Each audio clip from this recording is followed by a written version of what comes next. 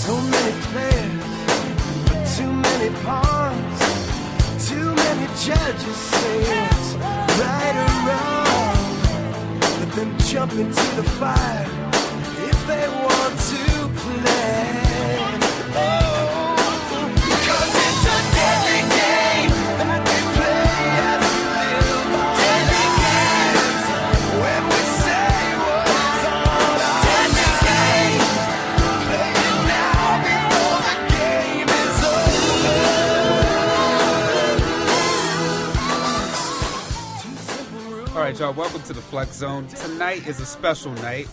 We're talking the Survivor Series. We've got Roger.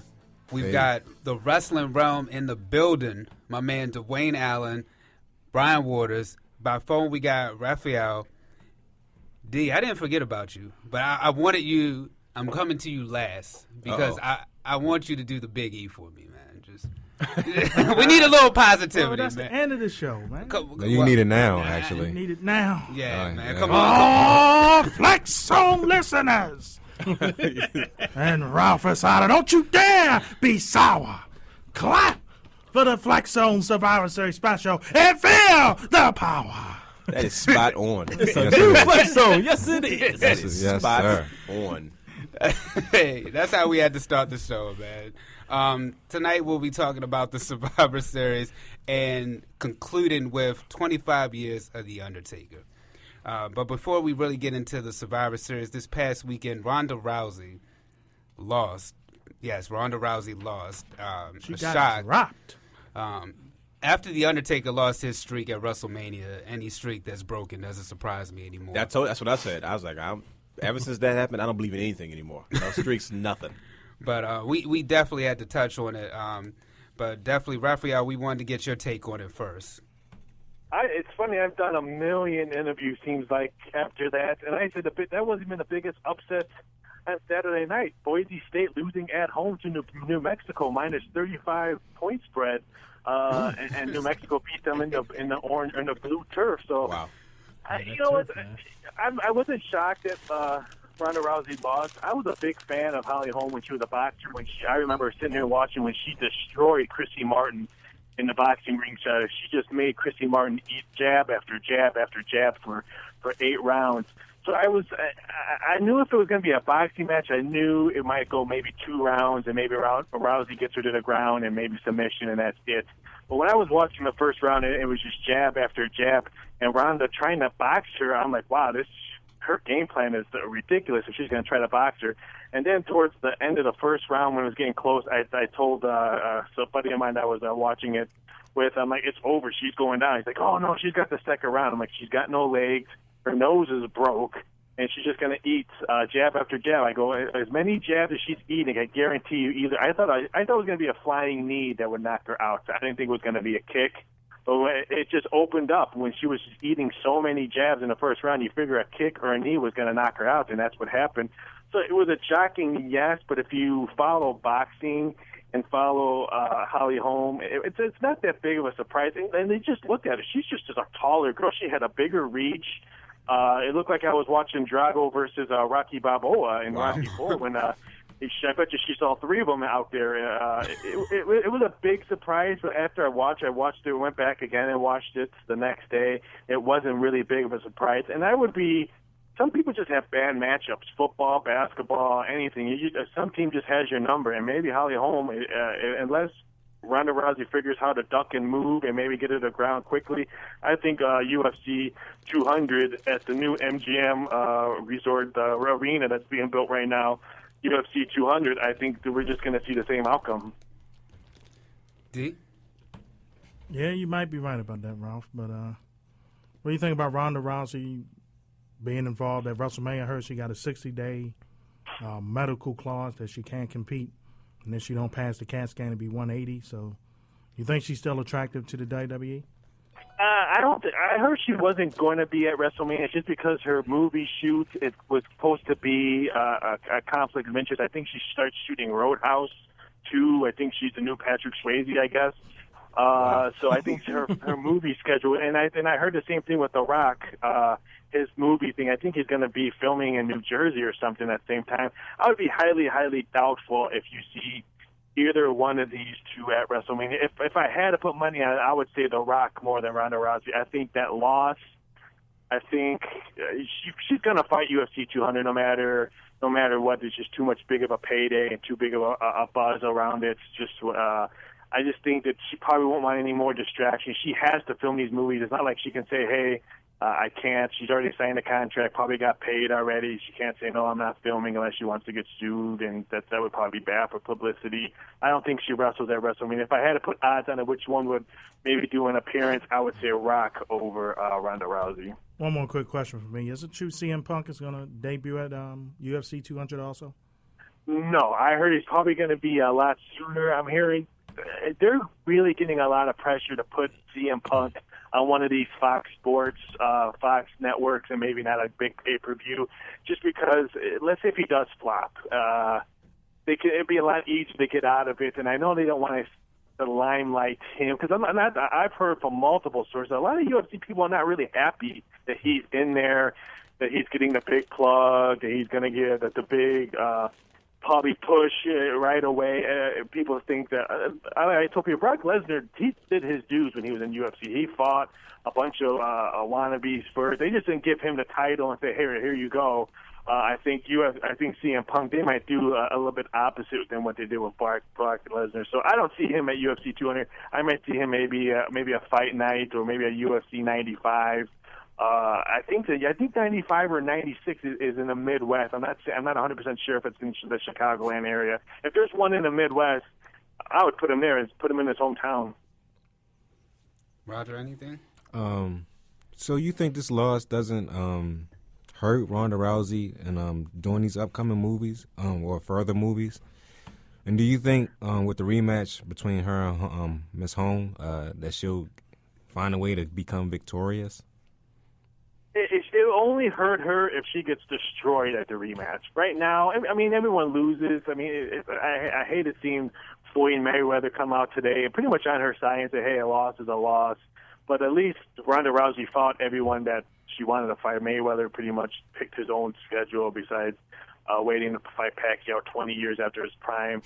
Everyone loses in UFC, in boxing, now in wrestling, as The Undertaker lost.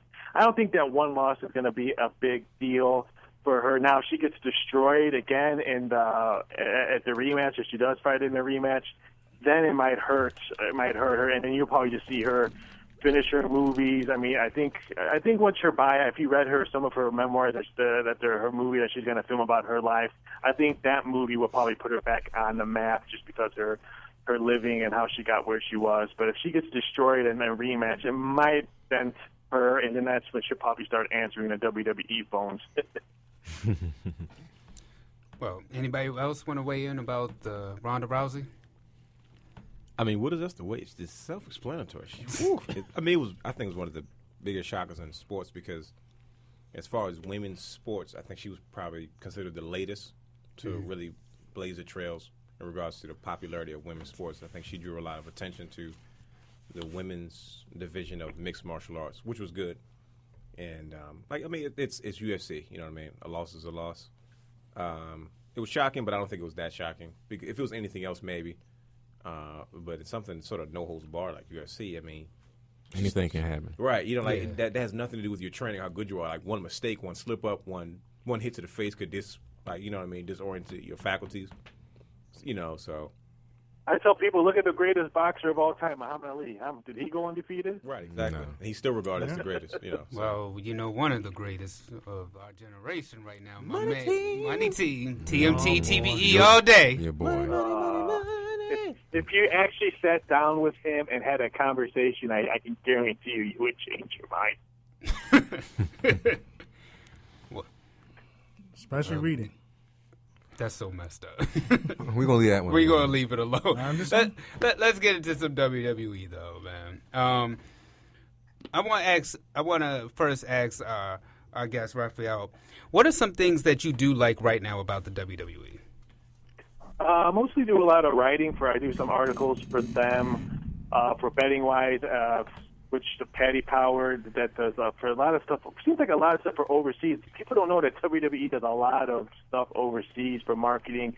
If you go to like a lot of these online websites offshore, like Patty Power there in Ireland, MyBookie website that does sports betting there in Costa Rica. It's funny how they do a lot of marketing for them. And that's why people are like, are you shocked that WWE is going to be on ESPN pretty much now? No, because the WWE, they realized when the network came out, they really thought it was going to boost their stock, and it wasn't as big of a boost as everyone thought it was. So now they probably went back to the drawing board and say, where other avenues can we go? And they signed a nice, I think it was affiliate deal with ESPN. They're getting ready to sign an affiliate deal with some offshore accounts. I think Patty Power, I know, is for sure one of them. So I would not be shocked if you see, like, in a couple of the pay-per-views, maybe you heard the announcings. I forgot what pay-per-view I heard, or even one of the Monday Night Raws, they were talking about, they said Vegas odds has so-and-so to win the Royal Rumble, and you would have never thought you would ever hear that 10, 15 years ago, and it was JBL saying it, and I had to rewind it, because luckily I DVR'd it because I was watching a crappy Monday Night Football game, and I was watching a crappy Chicago Bulls game, so I was DVRing Raw, and thank God I did, because I actually had to go back, and when they were shocked that JBL said, if you check Vegas odds, they already have Royal Rumble, and he's one of the favorites and all that, and I'm like, wow, I would have never heard me and Gene Okerlund say that back in the day, because they had odds back in the day. We had them at Caesar's Palace when WrestleMania was there. We did fictional odds. We only did $20 bets. It was mostly for customer service and because wrestling was there. But it's funny how everyone knows it's either stage or fixed. It's not the reason why these companies are doing it. They're doing it more for customer service. So let's say if you do $50 bets on the Brothers of Destruction to win against the Wyatt family and you win $40. Well, you know what? Remember that $40? Well, maybe I'll put some money on the Baltimore Ravens to win on Sunday, or the Cleveland Cavaliers to win a championship. That's what they're doing it for. They want you to cash that easy ticket or whatever, and then put it in something else. It's more for customer service issues. And I think WWE finally realized that there's other ventures besides wrestling. I mean, you got the ESPN thing. I think that was huge. I know Fox. I heard Fox Sports really put a big pressure on it. They were going to do like an hour special of MMA, boxing, and wrestling. It was going to be just a full hour of kind of like a sports center. All it was talking about was wrestling, MMA, and boxing. And ESPN snuck underneath the table and pulled the wool over Fox, and that's why they're going to be doing stuff with ESPN. So it's funny how now I can write about stuff that I've been watching when I was a kid, and now more people are starting to realize it. And now, I'm getting hit up from people from Dallas at WrestleMania and say, hey, we want you here live. We're going to talk about the betting odds on Fox Sports in Dallas. stuff for that, and it's more acceptable. And they realize it's just entertainment. Fantasy is blew up, and now they're taking a little back end. But I think fantasy, it wouldn't be shocked if you have, once the government legalizes fantasy and probably puts their plug, maybe they'll have a fantasy wrestling thing out. So that wouldn't shock me as well.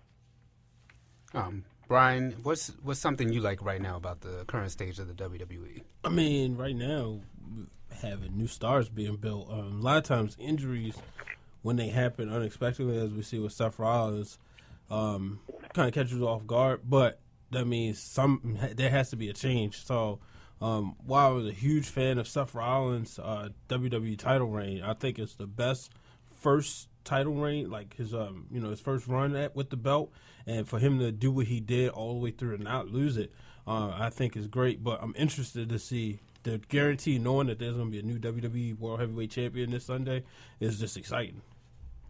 Dwayne? Things I like about WWE right now, outside of my guy, Kevin Owens. That's Your guy. There. For now. I would definitely say what I like is I like how the WWE is embracing the rest of the wrestling world like they used to.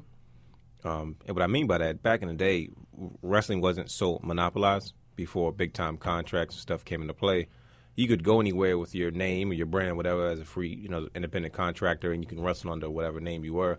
So by the time you get into the World Wrestling Federation or any other major promotions, you had already made a name for yourself already, and just you got to a bigger stage. Seeing the WWE embrace guys like Kevin Owens and Neville, Finn Balor, and then Samoa Joe, even recent guys like James Storm in NXT. I like how the WWE is embracing. They don't treat it as if we are wrestling. There's no other wrestling, and this is where it stops, where it starts and ends. So between that and the developmental system, the scene way guys are being created in the factory with the Performance Center, and how a lot of guys who have worked other places have an opportunity to come to the WWE through NXT or whatever format and sort of have a second run instead of just saying, okay, you weren't a WWE guy, so you don't count. So that's probably one of the biggest things I like. I like the embrace of the global aspect of what wrestling, professional wrestling is as a whole, rather than just WWE factory-made superstars. D? Well, Dwayne and Brian and Ralph mentioned two of the points I had, but the TV production, man, it looks world-class, state-of-the-art, high def. It looked like you're actually in a legit business, wrestling. It's a legit company. Like Dwayne was saying, NXT is very good. And the in-ring product is more guys that can actually go in the ring now. It's not when our boy, People Power was in there. Yeah, when he was... And Mason Ryans. Yeah, the stiff Mason Ryans and the great Kylie's and the Candice Michelle's and on the Divas in and all that. So all the aesthetics of the business, but no real quality in-ring work. The quality is better. I mean, that's one thing I can say. I can honestly say with you, Dave. It's been a while since I've heard anyone to say that WWE didn't have real wrestling on the show anymore. Right. I know that would used to always be a gripe. Oh, they don't have any wrestling on. They already got all these guys out there doing this thing. But it's been a while since I've actually heard anybody really fuss about the actual wrestling on the show, which is good. Because it's top notch. No, I mean they like I said. That's look at Raw. Look at Neville.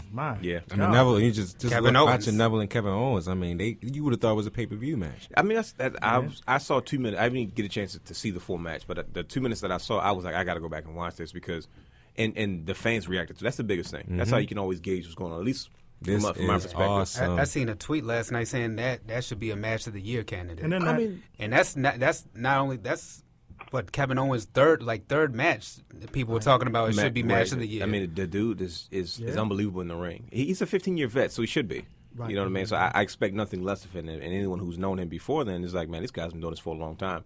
But he's also embraced the WWE style because he's nothing short of entertaining in everything that he does. Whether it's a comment to make or it's the trash talking or how he responds to the crowd. Like I think one of the biggest things that threw me off with Kevin Owens, and it was such a pleasant surprise when he was wrestling. Honestly, I don't even remember who it was. Probably Cena or somebody. I don't remember who it was. Cena. No, matter of fact, I think it was Finn Balor at Brooklyn. In Brooklyn, I think it was. Yeah. And they started chanting Sami Zayn. And he looked at the crowd like, oh, okay, guess what? And he grabbed his shoulder and was like, oh, and everybody went like, oh my goodness. And they were so shocked that he's, because he damaged his shoulder. And he shut the crowd down really quick because everybody's like, oh, wow, he really just said that to us. And it flipped the momentum of the match. He didn't lose a step or anything. He wasn't distracted by it. He didn't look lost. He didn't ignore it. He said, no, I hear what you're saying. And guess what? You want to change things in? Guess what? Oh, he's out. Deal with it. I'm in the ring now. And it was just like, whoa. And the fans were like, oh, I kind of like this. Like, they like the back and forth. So it just.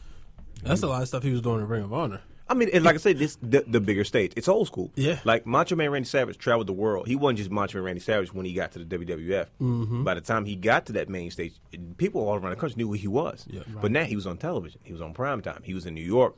You know what I mean? So he was in Madison Square Garden. Mm-hmm. So it's like when people are used to seeing and hearing about these guys, and then when they finally get a chance to see them in an easy way. What I mean easy is you don't got to be in your local area. Just turn on your cable network on Mondays, 8 o'clock, 9 o'clock. Most likely you're going to see this guy, and you can see him on a daily basis, especially when they let the guy be themselves. Mm-hmm.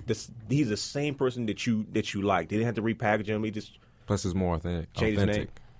Absolutely, you know what I mean. And he's made the adjustment. Some guys don't, but he has. And I mean, I think it's one of the bigger positives that I'm seeing in regards to the WWE right now. And he ain't got to work as hard. Because he ain't got to, in a WWE match, he ain't got to do the crazy spots that you see on the indies just to get that crowd pop. It's like he can go out there, take his time, do his same 5 moves, and be good. That's true. And also, one more thing, body types. Different type body types. It's not How about he's that? very unique. Yeah. same guys that look the same. You have your Kevin Owens now, your Bray Wyatt. Your Rusevs. Rusev also. Man, that's another one that's hurt, by the way. Yeah, I mean it's old school wrestling, like a guy like Bam Bam Bigelow. Like he's one of the biggest guys, but they say he's one of the most agile guys. There's nothing he couldn't do in the ring. It's the same guys. And Kevin Owens is similar. Yeah. Vader, another guy. You know what I mean? Vader, yeah. So I have to give to no one mention anything. I have to give respect to Vince McMahon for giving Triple H and the younger guys on the creative team a little bit more leeway. In the old days, if it was more Vince McMahon right now, John Cena would have came back after Seth Rollins absolutely blew up his knee. But I have to give Vince McMahon some credit that I guess he let go of some of the leash, and you can tell with some of the matches we're seeing, some of the younger kids we're seeing in the ring.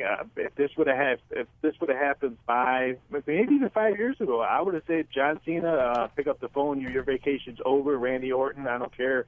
You just got married, or you're hugging the bottle right now. We need you, or whatever. But he didn't, and I got to give respect for that because, like I said, back in the old days, John Cena would have been on Monday Night Raw right now, and he would have been probably the headline. They probably would have gave him the belt on Monday Night Raw. hands down. There's no it wouldn't have been no tournament for what? Yeah. We're going to reward John Cena the title, or put him in a match against Kalisto or something. Oh, Kalisto, this young man's earned a shot at the title, so that's who's going to face John Cena for the title. Whoever wins is going to be WWE World Champion. Yeah, sure. Please don't remind me about that match, man. Rey Mysterio. Yeah, it's funny because I was thinking about that, but I didn't want to say it because I was offended. I got mad as I started saying it myself. So, I said Hey, Kalisto. man, Rey Mysterio did get the belt for, what, 2 hours? 2 hours, yeah. It's in the record book, so they can sit Exactly. there, it's on his resume. Hey, at least Kane had it for 24 or close to 24. Wow. His first go around. Yeah, he sound like Christian. But, Oh, boy. Is there anything, Roger, that you like about the current state of the WWE right now? Well, pretty much the WWE Network. I can go back and Oh, watch yes. anything I want to for Yes. $9.99. That's They've been genius, promoting it every week. They make sure you know that you can watch it at any time you want. And also the Divas. I mean, I never thought the Divas could wrestle like that Dang, until that's until what- this year. Dang, you stole what I was going to say, man. I'm sorry. Can I just say this as a huge women's wrestler fan? All the girls that's in Shimmer and Shine and WSU, they will always say, well, no, I don't want to go to WWE. I just want to go to Japan because I want to wrestle. Now they got that fire that they're trying to get to the WWE because they can, at least NXT, because they can be like They can like be the we said, headline. They can be themselves. It's an opportunity to headline. They have to tighten up more than ever before because it's like, wait, I can go to WWE, I can get that Vince money, and I can still wrestle. And I can still look sexy doing it. And that's the thing. It's old school. They're embracing the way because I guess women's wrestling outside of WWE was completely different from women's wrestling in WWE. WWE was never trying. If no one ever complained about the way the WWE has projected women's wrestling, they would not have changed it. I promise you that. But all that, like Brian was saying, all the talent you see, all the best women's wrestling outside of WWE, flat out. And everybody kept saying, "Man, like I actually like her, but I don't want her to go to WWE because if you do, she's not dolled up, she's not a Barbie doll, and she's probably going to do something stupid like a pudding match or a 2-minute Mud match or something. a 30-woman diva match, and it's going to be about 2 minutes long. It's going to be 15 divas on each side, and everyone's going to get a spot, and that's it. You know what I mean? Like if NXT was the way that it was, I promise you, Gail Kim would have never left. She left because she was like, they told her, okay, get in the ring, didn't get out. She literally hopped out of the ring. She was in a battle royal. She just hopped out the ring. She's like, they told me to be in there for like 5 minutes and didn't get out. So she literally just hopped out the ring because she wanted to wrestle. She ended up going back to 10. I'm like, see, this is the second time you had her. The second stage she came back to embrace what was going on, and that structure was not there. But I promise you, if it was the way, you still may see her in NXT. Don't get me wrong. If TNA doesn't pan out the way that it does going forward, I'm not sure what they're going as far as the Gail TV deal. Kims, the AJ Lees. Yeah, because you'll see them saying, okay, well, shoot, you know, it was different back in the day, but maybe at least I can go here and be respected as a veteran and just go out there and wrestle. You know, it's funny. I think about what you said, and I think about Natalya. She said on the table of 3 how she always wanted to be in the WWE, and she was a good wrestler. You know, she was in Shimmer. She was wrestling around the world. But because that's where her family made money, that's where she wanted to be. And she was like, they would never look at her because she was a model. But she, you know, eventually, and she never, like, she embraced a little bit of it, but she still stuck to her guns and stayed wrestling. And, you know, she may never win the Divas title again, but she can kind of be looked at as probably one of the leaders of She was a pioneer. Pioneers of the Divas Revolution. She reminds me a lot of CM Punk. Like I say, CM Punk was always the first one. He went through all the hell for now of them to embrace the indie superstar. He paved all the roads. He went through all the sacrifices, including the women. Yeah, and getting that shine. Right. You know what I mean? And I feel like Natalya was probably the same way, which is why she was held such regard when NXT was on. See, like I said, when it was on Hulu, you know, it was always Alicia Fox and Natalya all in one of those matches trying to help these girls come along. Alicia Fox was another one. You know, when she was Victoria Crawford on the Indies. Yeah, vicious. You know. How do you mention Gail Kim and not mention that she's married to Mission Impossible at the Food Network, Robert Irvine? He bothers me. Like, he's so smug with him. Like, and I'm kind of mad at him because he's married to Gail Kim. That's the only reason I'm mad at this dude.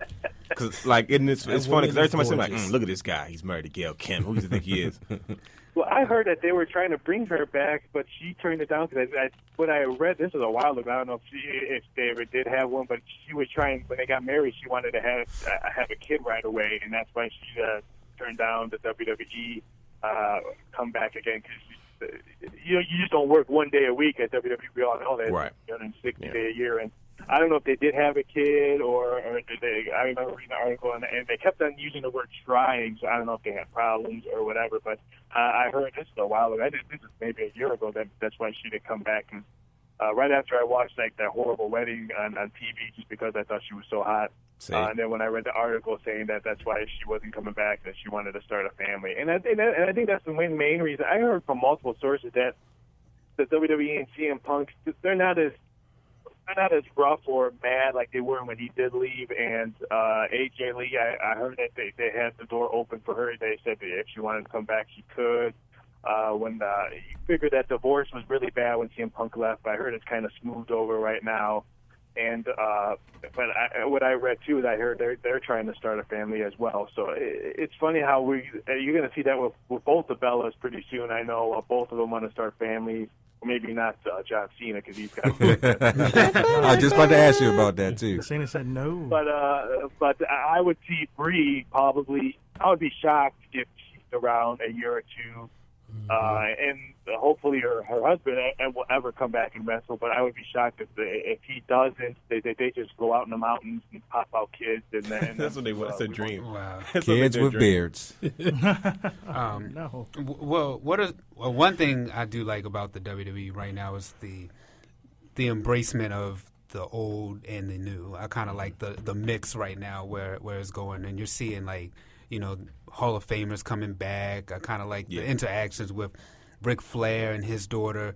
You see Shawn Michaels with Seth Rollins, kind of, you know, reminding you of who somebody like Seth Rollins, who he kind of favors from back in the day. What are some things y'all don't like right now, though, about the WWE? I'm going to start with Dwayne. I think some of the things that I don't like is I think the lack of push of the legitimate talent right now. Like, I understand sticking to a plan and trying to develop things. And as a fan, I have no right to sit there and say what they should or should not be doing. But I know what I like when I watch television. And I feel like them waiting so long to start to, as we said, you know, before, start to pull the trigger on a lot of these guys, like Neville. We were just talking about this before we got on the show. Like, seeing a guy like, okay, when he first came in, there was a joke about him trying to become Mighty Mouse on the main roster, and everyone's like, "No, Vince is going to ruin this guy because he was a top draw in NXT, and he was." So then they gave him a cape. So no, we're not going to do Mighty Mouse. They still gave him a cape and had him flying out there, and he had a fuse with Stardust, and he got the Stephen Amell and the Cosmic Wasteland and stuff like that. And it's like, okay, that's cool. I get it. It's fun, but on Monday they just showed when you let guys just go out there and wrestle, there was no gimmicks involved. It was Adrian Neville versus Kevin Owens in the story, and they told the story for us. They didn't have to make anything up. They didn't have to explain nothing. They didn't have to put a cape on them or comic book graphic or anything. It was Neville versus Kevin Owens, and you saw the fans' response. I need to see more of that. There's way more talented people in there I feel like guys like Wade Barrett. Wade Barrett is a guy that I think they constantly drop the ball on. And I'm not saying it's necessarily their fault 100%, but I'm like, man, I think he has so much to contribute, but those guys could be helping the company a lot more. I mean, to Rodder's points about the WWE Network, I'm a frequent watcher of old school Raw. Mm-hmm. And I remember watching Raw, and after a while, when they finally go over that hump, I remember watching almost every match and being invested in every match, regardless of what it was. And it didn't have to be a main event plug for me to be like, oh, this is a big deal. Versus, it seems like WWE now, they put emphasis on the important feuds because your money makers. But I'm like, what about those other feuds that they give us? And it's not bad because they're giving us straight wrestling, but I can watch WWE main event. But you want more stories. Yeah, I want to be invested in the where's your X-Pac versus D'Lo Brown? Right. You know what I mean? Where's your Jeff Jarrett versus X-Pac? Where's your Gangrel versus Edge? Hey, D'Lo was the man right then. When the Nation and DX were going at it, I mean, you knew D'Lo Brown was a character. He was not a top draw by any means, but him and X-Pac, they battled it out for the European title a lot. You know what I mean? And he always had that chest protector, and that was always a point of emphasis. But those are things that I miss seeing right now at WWE. Ralph, what about you? I miss the Attitude Era. I mean, don't we all? We went from raunchy and attitude to kids, someone being called Fruity Pebbles and Neon and all that. I miss the grown-up age of wrestling. I know now that they're trying to go more for kids, and I don't blame John Cena for being still that era. I think there's been multiple times they've asked him to turn a heel. There's multiple times they asked him to be the Hulk Hogan like when he went NWO, and I understand why he doesn't want to, because I mean he's John Cena, and I think that would probably kill his rep. I mean if Hulk Hogan had Make-A-Wish back when he was in his prime, he would probably destroy John Cena's Make-A-Wish numbers. So I understand why John Cena doesn't do that, and I think that's why we've never seen go more attitude era because of him still being there. I think maybe once he walks off the sunset, we might get a little bit more edgier. Maybe even when Triple H takes full control or Stephanie, we might see maybe a little bit more air. But that's what I probably miss the most. And probably because I'm getting older, so I'm not when I was a kid thinking, oh my God, they just did that on TV. Or hope my mom didn't see that compared to what I see now. But I mean, I really have nothing negative to say about it because it is what it is. I mean, if they change it too drastically, then it would be all over the place, and people like us or the parents would be like, what about the kids and stuff? So I mean, I think the negative part is just my wishful thinking. Bring back the Attitude Era. Do I think it's going to be like it was before? No, but I would like to see it. Brian? 3-hour Raws. I thought when they did the 3 hours, as a fan, it's like, wow, a lot more, another hour of wrestling. A lot more content. Yeah, but it's not more matches, or it's not even more promos. It's just some of the matches are just longer for no reason. And the only time you don't really notice is when you go to the show live, just because, one, you're happy to be there, and two, that's what you pay to see. Yeah, and it's you getting that what would have been Superstars or SmackDown, you're getting that extra hour of Raw. But that 3 hours watching it, it's like, by the time you get to 10:30. And it's not even 3 hours, man. It's more than that because they go over. Yeah, they do. They go to 11:15 sometimes, 11:20. 11:20. Yeah, so you find yourself during the show picking your spots around 9:20. I think I'm going to take a break and from 9:20 to about 10 o'clock because I know that's when Cena's going to come on. Or, it's just top of the hour. That's something's going to happen. That's exactly what I do. I promise you that. Yeah, it's hard to hit. Like back in the day, like was saying about the Attitude Era, you had all those feuds, so you couldn't change the channel, because even a match between, like, even Darren Drozdov and God rest his soul, Road Warrior Hawk had a feud of trying to be, Drozdov wanted to be there, but they was like, no, Hawk, your time is up. That was a feud, and you paid attention to it because fans of the Road Warriors. So, Roger, I'm not really a fan of. I mean, I understand. Well, Brock Lesnar having a contract, but I'm not really a fan of him just coming in, going.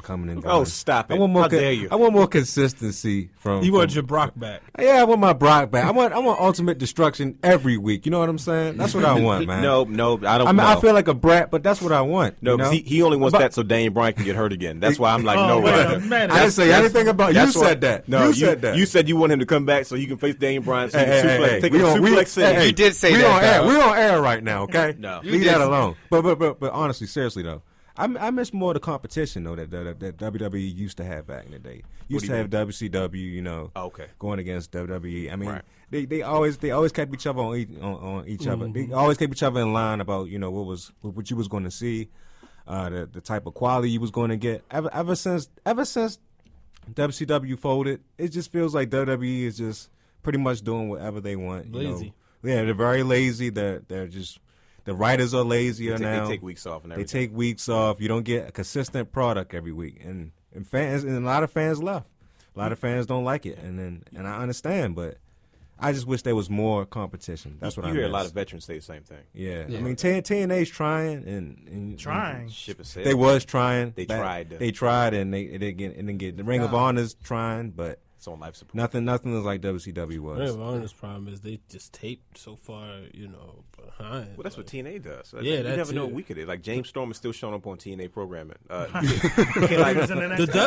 Kenny King still shows up on. I'm like, wait a second, he hasn't been there in like almost a month now. Like he's still in the tournament. I wonder who's going to win. Well, he's back with Ring of Honor like as of 2 weeks ago. So you know what I mean. So it's it's just stuff not like that. It just don't feel the same without WCW. Not to mention both of those I always losing the TV deals. Flipping back and forth, seeing what was what was going to happen on WCW, what was going to happen on WWE. Oh my God, Hogan just turned heel.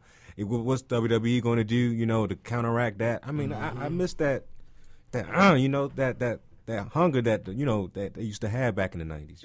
Yeah. So. And the funny part was, then they tried to compete with themselves doing the whole blank. Yeah, the brand split. Yep. Yeah. But I guess my main thing is the writers, Yeah, man, that's a good point. And more of them is not wrestling oriented. They didn't even like wrestling. Soap or opera they don't writers know and about stuff. it. Yeah, they're a bunch of soap opera writers, and it gets the guys too scripted to a point that they're not themselves. Roman Reigns is a perfect example. You hear him back, he's a funny dude. He's a cool dude. He get out there in the ring and they try to have him talk for 20 minutes. He can't do that. Every time. Disaster. Ryback can't talk for 15 minutes. Even when he pours out his heart and soul. Ever since I was a kid, I haven't eaten food. And it's fun the first time you do it, but when you do it all the time, the same exact way, it gets a little, redundant. Can I ask you this about the writers, though? Do you think that they go after non-wrestling oriented people and more soap opera writers because perhaps if the wrestling writers would try to put certain people over, it'd be like married to ideas? Like, I'll use myself as an example. If I was writing last year's WrestleMania, obviously I would have forced Daniel Bryan in the main event. But I'm just saying, you take a fan who, writing, you think they maybe would be married to the ideas too much, as opposed to if you get somebody who's soap opera oriented, they're just looking for the drama. They don't care who it is. Do you think maybe that could be? But that's actually something I don't like, is the fact that you have people like a Daniel Bryan, and we had to really wait, for that push. Like, he should have been in the main event from jump. It shouldn't have been Randy Orton versus Batista. It should have been Daniel Bryan somewhere in there. And the fact that it took CM Punk it took CM Punk to get Daniel Bryan over. I didn't like the fact that Batista came back and he won the Rumble and people were booing, saying that should have been Roman Reigns. Then the next year you put Roman Reigns in, and it should have really been Bray Wyatt, who who stole that Royal Rumble. Yeah. But we know that it wasn't that the people wanted Roman Reigns. They just didn't. It was anybody but Batista. Right. At that moment. Just Okay. like Rusev and Roman Reigns. Everybody. Nope. When Rusev ever got, crowd cheering for him. It was just anybody but Roman Reigns because we couldn't get Daniel Bryan, but we don't want who you want us to have, so we want anybody but him. Hopefully, we don't get that third year in a row. Nah, I don't think so. I think they learned. I hope they learned. And that's what I'm saying, Rod. I hope they learn. I honestly don't know that they have. I'm like, the proof is in the pudding. and I'm like, It is. And you can how long does it take for you to realize this is just not I understand what you're trying to do and I respect it and I see why you want to do it, but this is just not working. At what point do you say, okay, we got to go in a different direction? Who does the fans really, really want? You know what I mean? Mm-hmm. And I'm hoping they embrace it. But on the flip side, that's the best part about it. We don't know. At one point, the wrestling became very predictable. Very predictable. You know what I mean? The fact that we even talking about this and guessing, it's a good thing. I'm okay with it. But if you make the wrong decision, oh boy. Oh, yeah. I mean, it's kind of the Royal Rumble it's become a little predictable though.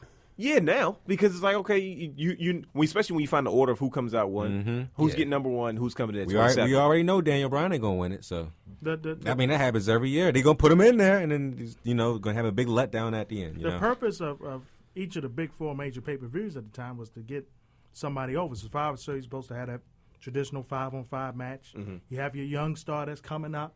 They might not win the match, but they get their time in. Just like last year when Ziggler, he got over. Yeah. I remember really big. They did that in 2007 with 6 or with CM Punk. Yeah, Team DX versus Team Rated RKO. Yeah. And I remember seeing them like, the same thing. They're going to go with this guy, as despite all the headache he went through after that. But even then, you can see they were trying to embrace sort of like they were saying. That's usually when somebody is okay. Who's the new kid on the block?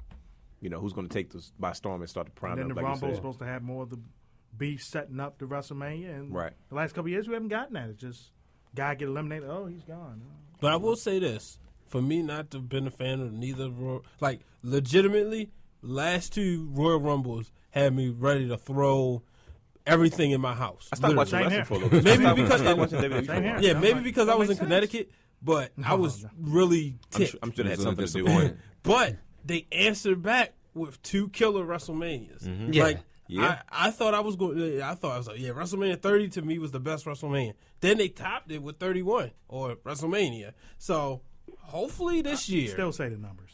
I'm always say numbers. Embrace these goddamn numbers. Hopefully this year we can get a good Royal Rumble into a good WrestleMania. So instead of guessing, Yeah. Because I went to both WrestleMania. Like you said, guessing. I don't know if it's going to be. I got to watch it because it's Mania, but I don't know if it's going to be as good as I want it to be. Exactly. And one more thing, Mike, quick on that, guys. 50-50 booking, by the way. Sometimes a guy just got to get over. Right. It ain't always about, he wins this match and then you come back and win the next.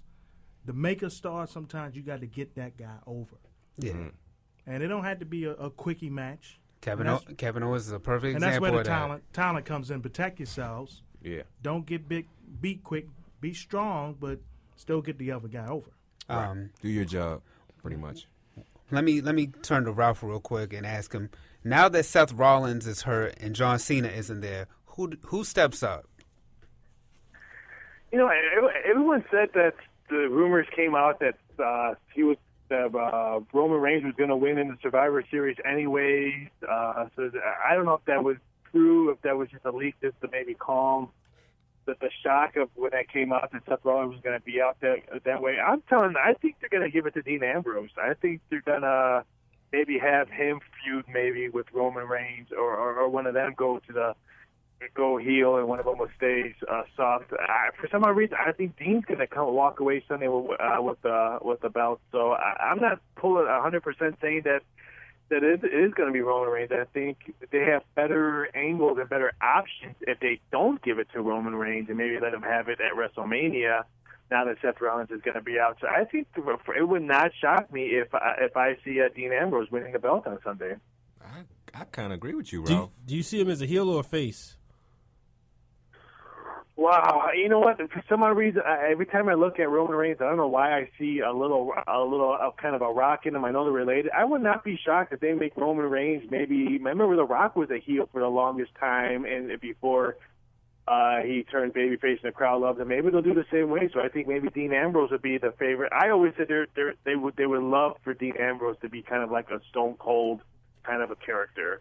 No, yeah, So he's definitely. I'm hoping that is. I think he fits that persona. I'm not saying he's gonna be Stone Cold or he's gonna be anything like him. So don't email me or tweet me saying that I'm crazy. But I think he kind of has that little kind of a character of a Stone Coldish. So I think they keep him as the fan favorite, and maybe turn Roman Reigns a little heel. Maybe turn him a little bad guy, and maybe he's with Seth and Triple H, and they create something.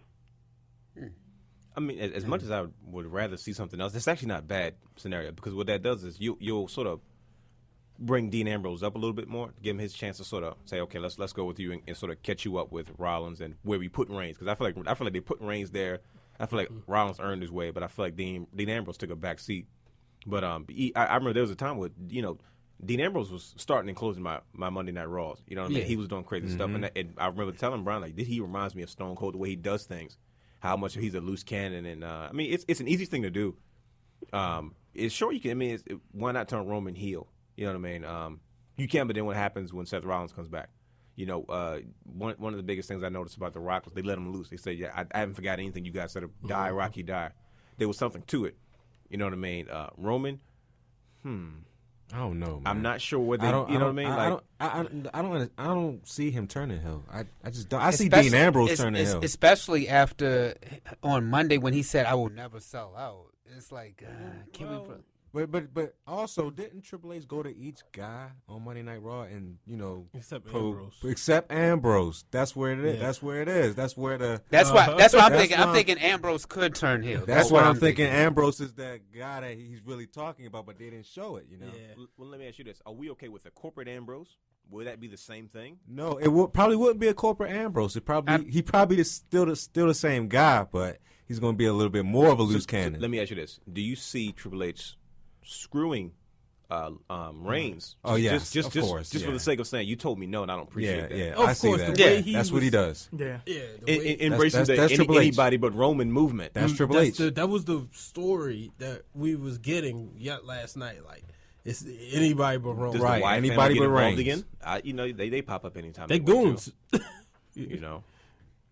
Anybody. Do we all agree that the final match is going to be Roman Reigns and Dean Ambrose? I'm not sure. I'm not sold on that just yet. I don't know. That match is huge. That Kevin Owens and Ambrose match is huge. That's the match of the night. That's going to be the match that everybody watches. I promise you, because that's going to set the tone for what happens next.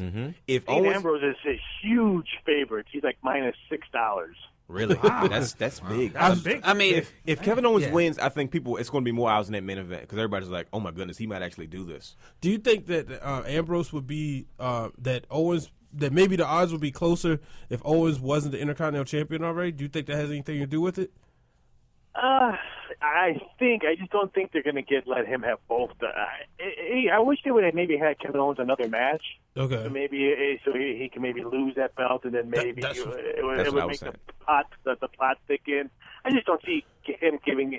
No disrespect to Kevin Owens, I think he's outstanding. I think he's going to be phenomenal in WWE. But really giving him two belts it's still early. Survivor Series too early, and I'll be in Atlanta, and I'll be pissed, and I'll be looking for Dominique Wilkins because I would probably want to punch somebody. So if they did that, but no, I understand. I think he's a bright future, but I just don't see them giving him two belts when I'm going back to my hotel.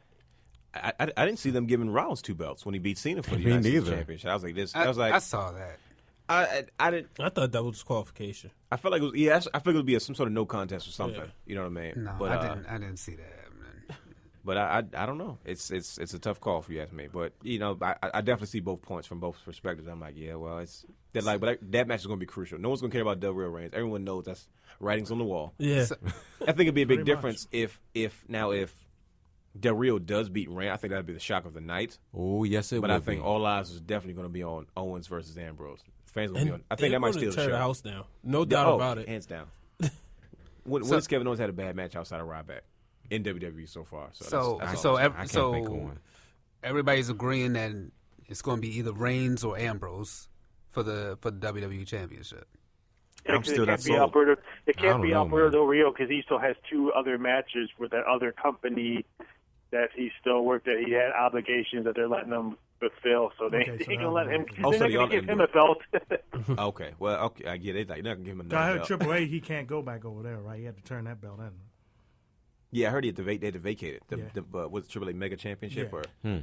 Okay, All right. So wait a minute. So who wins the WWE Championship then? you put me in a spot, Dre. I'll tell you. I think it's Ambrose. My money's on Ambrose too. I still got Kevin Owens winning this joint, man. I think he's a shock of the night. I I think he's a shock. I would love to see Kevin Owens. That's my guy.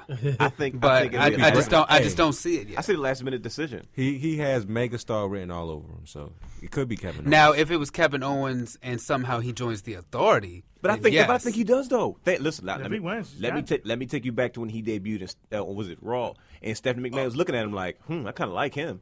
And they're like, yeah. And Rollins walked in like, what? She heard him saying, like, forget that. Never mind him anyway. And he got down to business. And I was like, did anybody else see that? Yeah, I remember that. I said, no offense, it's But- WWE. but, Everything. but I mean, I'm sorry to cut you off. No, I go just ahead. think if Rollins was there, because Rollins right now, I think if Rollins was still around, I think Rollins was headed towards a face, and Owens would have been the heel. Kind of like Brock Lesnar and Big Show. Yeah. Survivor Series. And I think No, too. so. I think that Rollins' injury kind of twists some things up. No, definitely, but I definitely see Rollins as more of a dance partner for Reigns. I feel like if Rollins is there, they could say let's pull the trigger on Reigns a little bit better.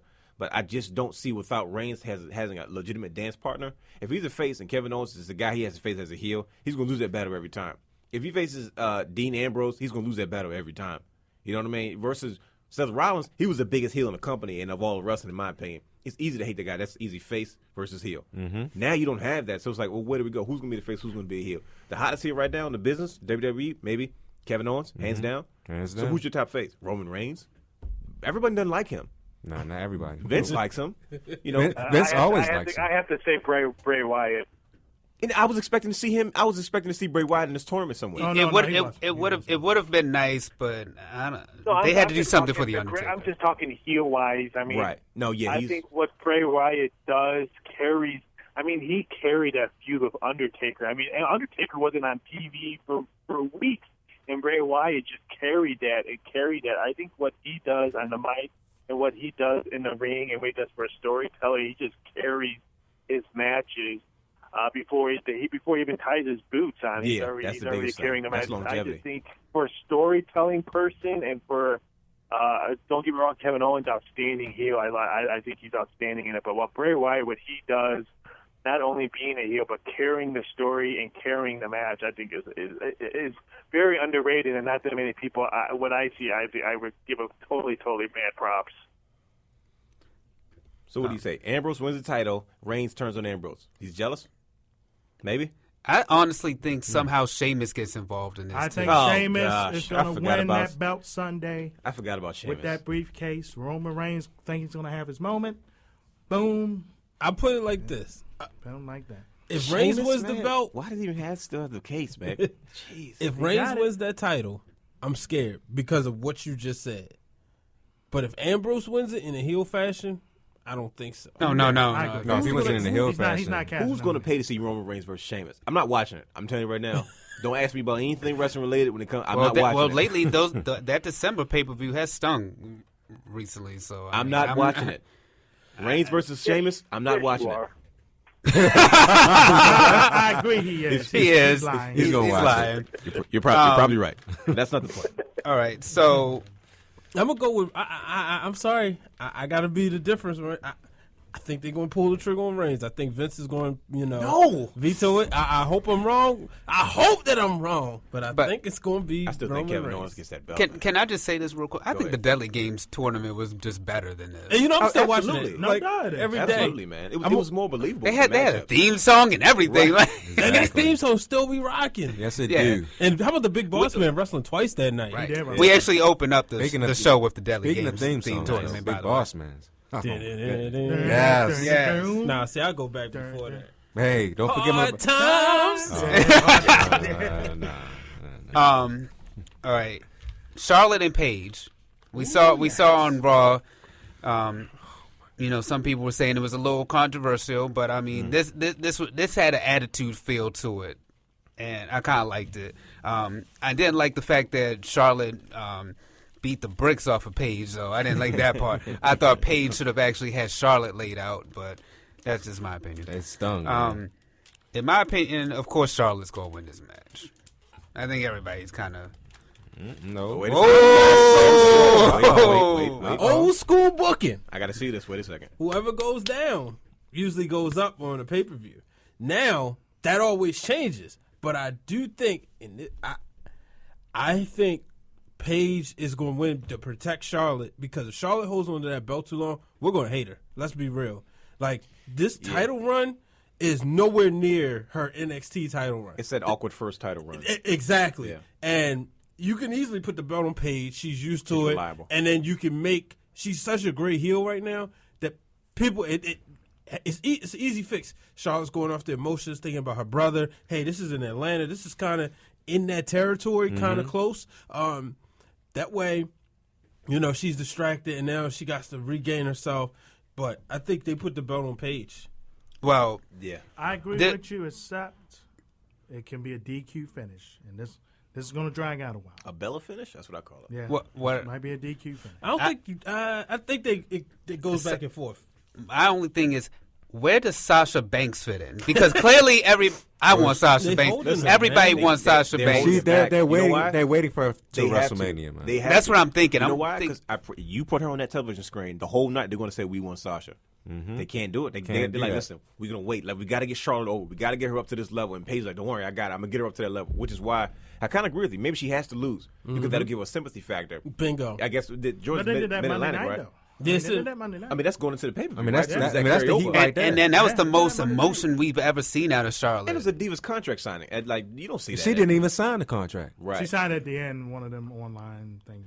You know what I mean? So it's they always got to fix, don't they? Right. You know what I mean? Oh no, technically you signed it online. You know what I mean? Yeah. So, but I think that's what they got to get her up to that. They got to keep her coming because it's like we can't leave her behind because I promise you, once Sasha Banks gets on, she wrestles on Main Event, which is on a network. If you don't pay attention to it, you won't notice that she has main events all the time. It's literally on WWE Main Event, the show. But if they put her on TV all night, they'll say we want Sasha. If sometimes they put 2 Divas matches on the show sometimes. On Raw, yeah. And they still chant we want Sasha. That's what I'm saying. Anytime If you see that red hair, it's over. I mean, she's the LeBron of wrestling right now. They're the like, female man, division. I'm agreeing with Roger. I think they're holding off till WrestleMania. Oh, they got She to. debuted, They got to. number 3? In her first PWI appearance, she was like number 3. So that's huge. Like, I think it's gonna be Paige Sasha Banks at WrestleMania. They got to make an announcement. I About said it. Sasha. I think it's going to be Mercedes Charlotte KD and never got Sasha over Banks. like this. You think so? Yeah. Oh, Yeah. You said what? I think it's Charlotte Sasha Banks at WrestleMania. I think that's the safe route, just because their chemistry. Yeah. It's history there. They're going to tear the house down. So. What about you, Ralph? What do you think? Charlotte wins, I think, in this match. I'm very torn on this because I've heard from people saying that everyone pretty much knows Bree's on her way out just because she wants to start a family. I would not be shocked if they give her a belt for a couple pay-per-views. What she did to pull aside and let her sister carry the belt so long, and I think they're going to give her respect and give her a title shot and give her some reign for maybe a couple pay-per-views before she goes out. Maybe we see a big Royal Rumble, Divas Royal Rumble for WrestleMania, and maybe she pulls the upset. So I don't know about. I know the crowd loves Sasha Banks and Charlotte and all that, but they're still a little wet underneath the ear. And if I was Brie and all that, and then you are on your way out, they're going to respect her and say, hey, you know what? I want to win the title for a couple pay-per-views before I walk out. I would not be shocked if they let her do it at a WrestleMania or maybe at one of the top 4 pay-per-views before she leaves. I think Charlotte will run it through WrestleMania. I think she drops it then. I would not be shocked if it's Brie. If Annie Bella gets the belt back, I wouldn't be shocked if it's her. But I'm still waiting for. I want to see Red on Monday Night Raw. She's my favorite diva, so I'm waiting. I want to see some Red out there. But I think Red what? Eva Marie? Eva Marie? yeah. Ralph. Come on, Ralph. She's where she in the needs to ring, be. but she's hot. No, she is. She is hot. I don't but- mind her until the Divas. She's but not in the ring. I don't know about her in-ring skills. She's all right in NXT. I need to. And that means Her ring skills are horrible, but I Those could matches care are less. slow. Let her stand in the middle of the ring, and I'll be happy. I'm okay with that. I'm not opposed to that. Like people are, they can't wrestle. I'm like, well, can you just enjoy the view? Yeah, that's It's right. a lovely thing going She on can right be like now. Lana, you know. I don't mind that. Manager. I don't mind that. I miss Lana right now, actually. She'll be back. man, Yeah, but- I just miss Sasha. I think Charlotte loses the belt at WrestleMania, and like I said, it'd be smart for Sasha to do it because the crowd loves her and they're gonna scream her name all the time. But I guess what I'm just waiting for is a Bella to grab it one last time before they're way out because they're leaving a diva. Like I said, their time is up, and these younger girls they're gonna be squeezing them out and. I'm not a big fan of Charlotte in the ring, and I would love to see Sasha Banks or even Paige. I think Paige is great. Her attitude and how she carries the crowd, I think, is outstanding. Charlotte, she doesn't really carry the crowd like Paige does or Sasha does or even. So that's why I'm not a big fan of Charlotte. When I want to watch a Divas match or any match, I not only want to be entertained, I want to see like the crowd entertained as well, and I don't think Charlotte does that. All right. Well, we got one more match, but we're going to save it because we're talking about the Phenom, 25 years of The Undertaker coming up. We're going to break with the trailer for Open Mind, y'all. This is the Flex Zone Survivor Series special. Stay tuned.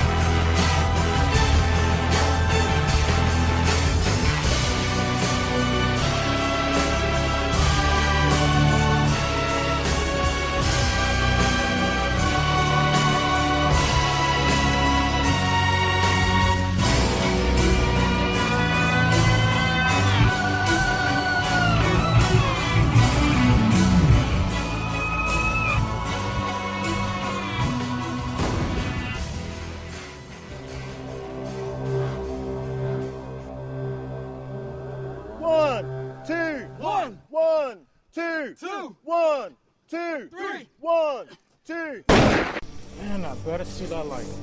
If I don't, I'm gonna knock you out, go right back to base and get some sleep. Look, if you don't want to be here, go back to base. We decided to discharge our term. Now back to our regular life.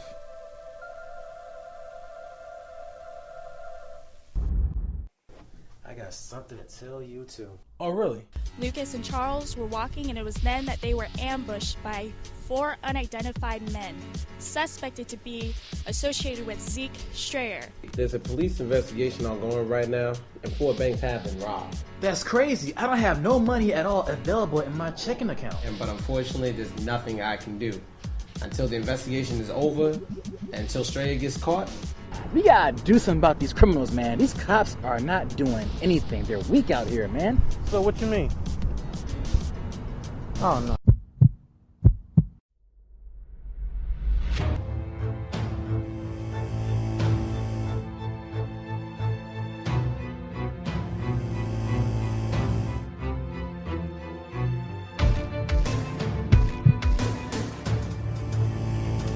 Throw away your badge, big ass. Yeah. It's starting to change a little bit, bro. You out of your mind. Don't let these problems get best you mentally and emotionally. Yo, I'm good. Dang. Shit! Ugh. Where do you think you're going, dog? This nigga's trying to run away. Don't let these problems get best you mentally and emotionally. A mysterious scene occurred right here in downtown D.C. today. It's a shame these men that serve our country would do such a hideous crime. Can you bring him in for questioning, please? Of course. You ever heard telekinesis? I heard from the hallway Lieutenant James thinks that Emmanuel has telekinesis powers. Oh no, he is taking it a little bit too far. Right. We've got a big problem. We don't just have one escaped felon, we've got 2. What? It's Emmanuel. I don't even know you no more. Are you serious? Are you serious? There's blood on your hands. Gentlemen, I just received notice that Emmanuel's on Minnesota Avenue. I need officers to go to Minnesota Avenue. Come on, gentlemen, let's move. So I heard from your neighbors. Emmanuel arrived. Yeah, he arrived. I didn't let him in. Got him. He's at his apartment. I swore I didn't kill or hurt nobody. I ran around the whole damn city. I got the feds on my back. Watch the hill, Sam. Watch the hill. And get that son of a bitch off our streets. Always believed in an open-minded approach to these claims. We're back, y'all. During the break, you heard the trailer for Open Mind. Definitely is coming out soon. Soon, y'all. Soon. Trust me. That's all I can really say. I can't wait. But 25 years of The Undertaker. He has a match at the Survivor Series against the Wyatt family. Like so it'll be him and Kane, man. It'll be I was getting there, D. The Brothers of Destruction versus the Wyatt family. Yeah. I mean, it's about him, though. I mean, come on. All the commercials have been about The Undertaker. Most of them have. Well, this is the pay-per-view that he debuted back in 1990. Yes, it was. And ticked me off. Do the Brothers of Destruction pull it off against the Monsters? Because these are some big boys in the Wyatt family. Yes, they will. Ralph? I would be highly shocked if they don't let Kane and Undertaker win this. I'm shocked that they're only a small favorite on this. I mean, the Wyatts have lost a lot of pay-per-views, so they're like the new Canes of pay-per-views. How many times has Kane lost a pay-per-view match? I would be totally blown away that they don't have the Undertaker and Kane win this and have the Wyatt family lose, because the Wyatt family's they're still going to be the Wyatt family. They're still going to be they're going to be the new dark ones once Undertaker and them leave for a while. So I'd highly doubt that the Brothers of Destruction lose this match. This would be probably one of the bigger upsets, I would think, of the card. No disrespect to the heavyweight champion. Even if the Money in the Bank is used, that wouldn't be surprising. But if Kane and them lose this match, I think that would be one of my biggest surprises for Sunday. So everybody's in agreement the Brothers of Destruction pull it off. I would say so. I feel like the one thing I think Bray Wyatt is the best at is losing with style. Mm-hmm. You know, he never takes a bad loss. You know what I mean? I feel like he would, no matter how many times he loses, not once if anybody looked at him like, oh, he's a loser. He always finds a way to bounce back, just because of how timeless and his character is. I feel like I think they'll lose, but they still might beat the living tar out of old Kane and old Taker, and they'll cut a promo the next night and say they may have won the battle, but we won the war. Because guess what? They're gone now. You can't kill what's already dead. You know, very Joker-esque type mentality. I was gonna say the same thing. I'm looking to see where this match is booked. I don't see it being a main event just because the title's on the line, and considering how the title is on the line with the tournament. If Reigns is in it, might be. But if it was the main event, I think they go out in style, Undertaker and Kane, send the crowd home happy. But since I don't think it's going to be the main event, I think, like Dwayne said, I think they win, but I think they might even get carried out in that win. Yeah. Which two Wyatt family members you think might face? Well, it's out there. I think it's the. I think it's the normal two. I think it's the normal two. Luke Harper and the other guy, the white sheep. Yeah. I think it's all four of them, actually. I think all four of them is going to fight them, but it's not, all four of them at the same time. But two is going to be probably, what you just said, and it's going to be after that, Bray Wyatt and the big guy. Freebird rules, sort of? Yeah. So they are going to get carried out, yes, but they will find a way to win this match. Or what if there's a booking swerve? What if Kane goes crazy and turns on the Undertaker to set up Kane versus Undertaker at WrestleMania one last time? No. Huh? Well, come on. I'm actually happy. It could happen. I'm actually happy that you said that. With the streak being broken, do we even really look forward to seeing the Undertaker at WrestleMania anymore? Yes. Sure. Yes. It just doesn't hold as much weight as it used to. Does it change whether I want to see it or not? It doesn't change it, but I feel like it doesn't carry as much weight. What do you say, Ralph? Yeah, I like him there. I mean, there's so many ways you can do that, but like I said, I know they were really, really hoping, and I know we've had multiple discussions with this. They were really, really hoping it would be Undertaker and Sting at WrestleMania. I'm hearing he's not even close to 100% health-wise. Sting. So I'm hearing that's highly down. That's the only match I would love to see. Undertaker is Sting. Anybody else? If it's Kane, I would be very upset. I'll probably go get something to eat at that time. I don't want to see that. Snack break. But yeah, that's the only match that I want to see before Undertaker walks away or drives away in his motorcycle, or Michelle comes picks him up and carries him off, or whatever. I want to see him. Oh, no. I want to see that match. I know it's like 10 years too late, but to see those two in a ring, I think for me, it would be special just to see that kind of persona. I mean, granted, probably watching two of my old uncles in the ring as their Mystique, but I would love to see that match. But like I said, anybody else, I'm not really enthused unless it's like maybe Stone Cold or someone exciting like that. But no, I really would love to see Undertaker staying at WrestleMania, but I think that book is done. So what is the injury that Sting suffered that's keeping him out? Where we're saying it's a maybe for WrestleMania. I forgot. Wasn't it a neck or something like that? That was a head injury or a neck injury, if I'm not mistaken. I thought it was just like a stinger. Maybe I didn't think it was that horrific of an injury to his neck. Because he's 56, so they're nervous about it. Well, I know he didn't have feeling in I don't know if it was his arm or leg for like a good week after that match. It was a spine. I know that the same doctor that he was going to see was the same doctor that Edge saw. And we all know what happened to Edge, so he never came back. So, like I said, it's the age thing. I would highly doubt that we see that unless for some odd reason he does get medically cleared. But should they ever medically cleared Mr. Yes. So how are they going to medically clear Sting for that? Because he had no feeling in his legs or arms. I guess I read that article, but I'm hearing it's not possible. There's even odds on that. Will that happen? And everyone's betting to no. That that's not a heavyweight. Undertaker will not be facing. Well, I don't know. I mean, I'm in sort of agrees with you because it's like I can see you're sort of a pickle. Yeah, because that's what's going to drive me to Dallas. Taker Sting. If that match happens, I'm not going to drive you to Dallas. I'm going to be there. What? Geez, thanks. This is just a dream match to see, man. In You're Jerry the man World, if you drive to Dallas. That's all I'm gonna say. Hey, you better pop in 2K16. Then. He might get somebody else to drive him to Dallas. For some Patty's pie. Oh, all right. Oh boy. Dum. But yeah, I'm really at a loss for words because I don't know who Taker would face at WrestleMania. That's what I don't know. Outside of Sting. This WrestleMania and if you say John Cena, him and Cena haven't fought since the 03 days. But the problem with ending the streak is like it doesn't draw anymore. Outside of Sting, who do you really want to see Taker face? Matchups, yeah, it's him and Cena for me, and that's it.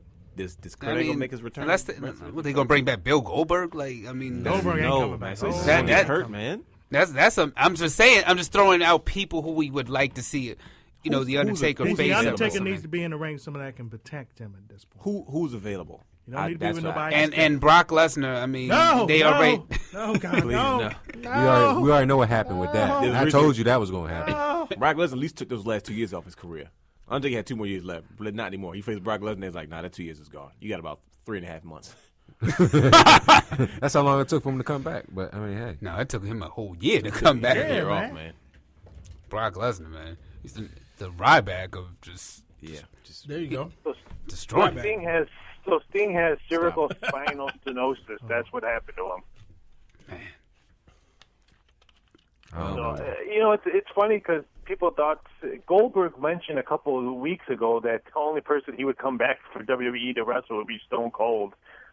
But at that same time, after he said that, I read an article from Wrestling Edge saying that like a day after Goldberg said that, TNA contacted him and offered him a ridiculous amount of money. And I just think TNA just did that just to pretty much put a fork in pretty much give the WWE a middle finger through media and ridiculous reporting. I don't think the TNA has the money or the resources or the time left in this industry.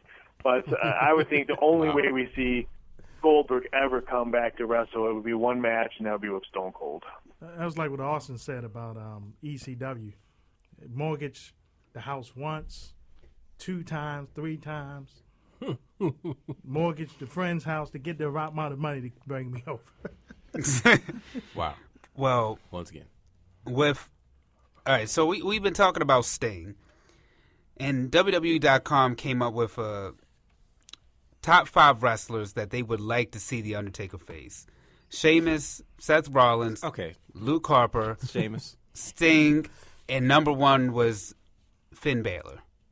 Does his entrance. You can take Luke Harper and Sheamus off this. This is The Undertaker, for goodness sake. Exactly. He's about to face Luke Harper Sunday. I would even, and I can get that for $9.99. I'm not paying to go to Dallas to see that. I would take Sheamus, Seth Rollins, and Luke Harper off. Finn Balor, that would be interesting, and Sting is just the dream match that we have all been wanting for years.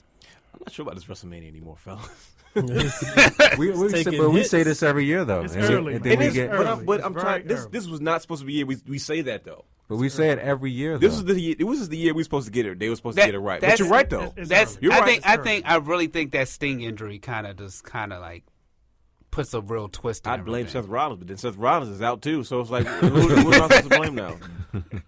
I don't, because with Seth Rollins being hurt, I was hearing a little grumbling that they were maybe having Seth Rollins turn on Triple H and maybe he face Triple H. I heard that on WrestleMania, the battle of the pedigree. I thought that would be a very interesting angle, and that would make sense if they wanted to turn Roman Reigns, and then maybe Roman Reigns would be the bad, and Seth Rollins goes back to the crowd. But like I said, I think with the injury of Seth Rollins, the injury with Sting, and the time off that they gave John Cena, because this time off was a year in the making. What I understood, that they told John that this was in a year in the making. I think that's why he wasn't really in that heavyweight championship push. They gave him a TV title, and they let him do that. I understood they told him he could a year ago that he could take this extended time. And like I said, I give mad props for letting them continue taking the time off and not rushing him to come back. I think with these 2 injuries of Seth Rollins and Sting, it's really going to be interesting what this WrestleMania card is going to be. Indeed. Do you guys? Well, clearly you guys don't agree with the list that WWE.com put together. That list sucks. That's Joey Styles trying to troll everybody, trying to be funny. It's not funny, Joey Oh Styles. my God! All right, not funny, Joey Styles. I mean, the guy ain't on the list. He's Daniel Bryan. I would love to see that match, though. See, there you go again. That's what got him messed up the first time, fooling around with Kane. Hey, who booked that, though? Kane, I'm telling you, anybody face Kane, they get hurt after a while. Who booked that, though? I heard he was the safest wrestler to work with. I'm sure he is, but for some reason, all my favorites keep getting hurt after they mess with Kane. It's you, Dwayne. It's not Wait a minute. Besides Daniel Bryan, who else got hurt? Seth Rollins. The house show, the flipping Powerball. Yeah, that's right. Oh, dang, that is right. That's two. That is 2 in a row for you. Oh, man, please don't face Ryder. Hey, this ain't wrestling, but let's not forget Kobe. You said Zack Ryder. That's your boy also. Hey, man, listen, Kane, stay away from Kobe and Kevin Owens, and I'm fine.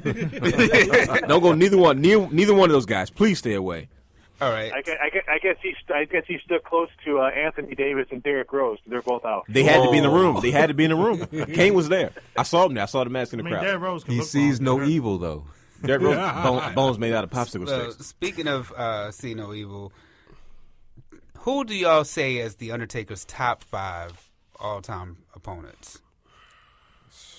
Yokozuna is one, definitely. Yokozuna? I mean, that match was hilarious. It's Survivor Series, so King of the Ring.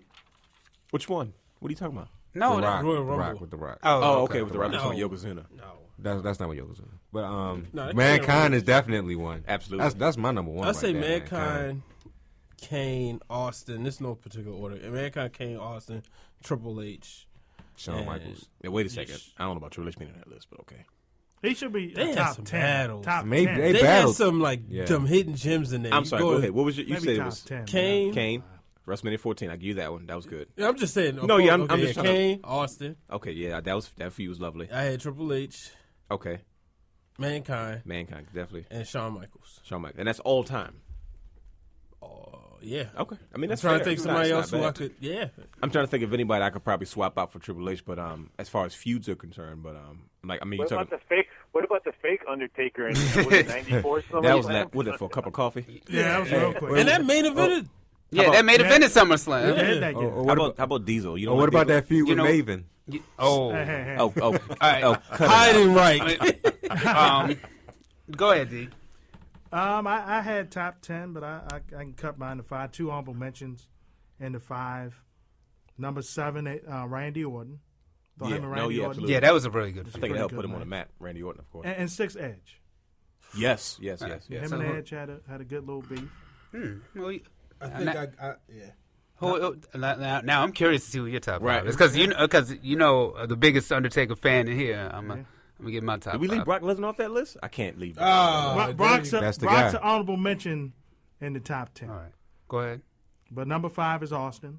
Okay. Build up to the 98. They had so many was great. feuds, And they did. Yeah. That later on in '98 when they wrestled in the Buried Alive match. Right. Yeah, And they then 99 were also. number 1 and number 2 in the company at the time. Yeah. Number 4 had to be Yokozuna. Think about it. It started at Survivor Series 93. Right. When The Undertaker was a special. Was the Un-Americans person. versus the Foreign Fanatics? Yeah. And the whole promo, the Royal Rumble match, Undertaker had to take time off because of his back. And then after the Undertaker and Undertaker match with Chuck Norris in it. Right. Yeah. Oh, and then don't forget that helped Yokozuna too. he attributed to that mask that the Undertaker was wearing That's too. true, he did. Oh, yeah, Him and Mabel. Yeah. All right, number 3, Shawn Michaels. We know him and Shawn had some good matchups in 98 and 99, but then in later years, them two really had a friendship. It took him a few years before he finally beat Michaels. Yeah. WrestleMania 25. That's true. That is true. Number 2 has to be Kane. The way Kane debuted. Yeah, absolutely. And the whole deal with them going back and forth over the years, that's been a good beef. And then number 1, Mick Foley's character of Mankind. Yeah, that's. He was the only one at one time that pinned the Undertaker several times. Yeah. There was a long time when Undertaker just could not beat Mankind, and you were just wondering, how is the Phenom losing to this one guy? Could you imagine Mankind versus Bray Wyatt? Oh, that'd be hot. Like old school Mankind? Wow. That'd be hot. They missing a lot of money, man. Bray Wyatt, you were born too late. Paul Bearer turned on the Undertaker too for a man. Yeah, SummerSlam 1996 in the Boiler Room match. But you made me. I had to ask this question: did we get an Undertaker Survivor Series DVD?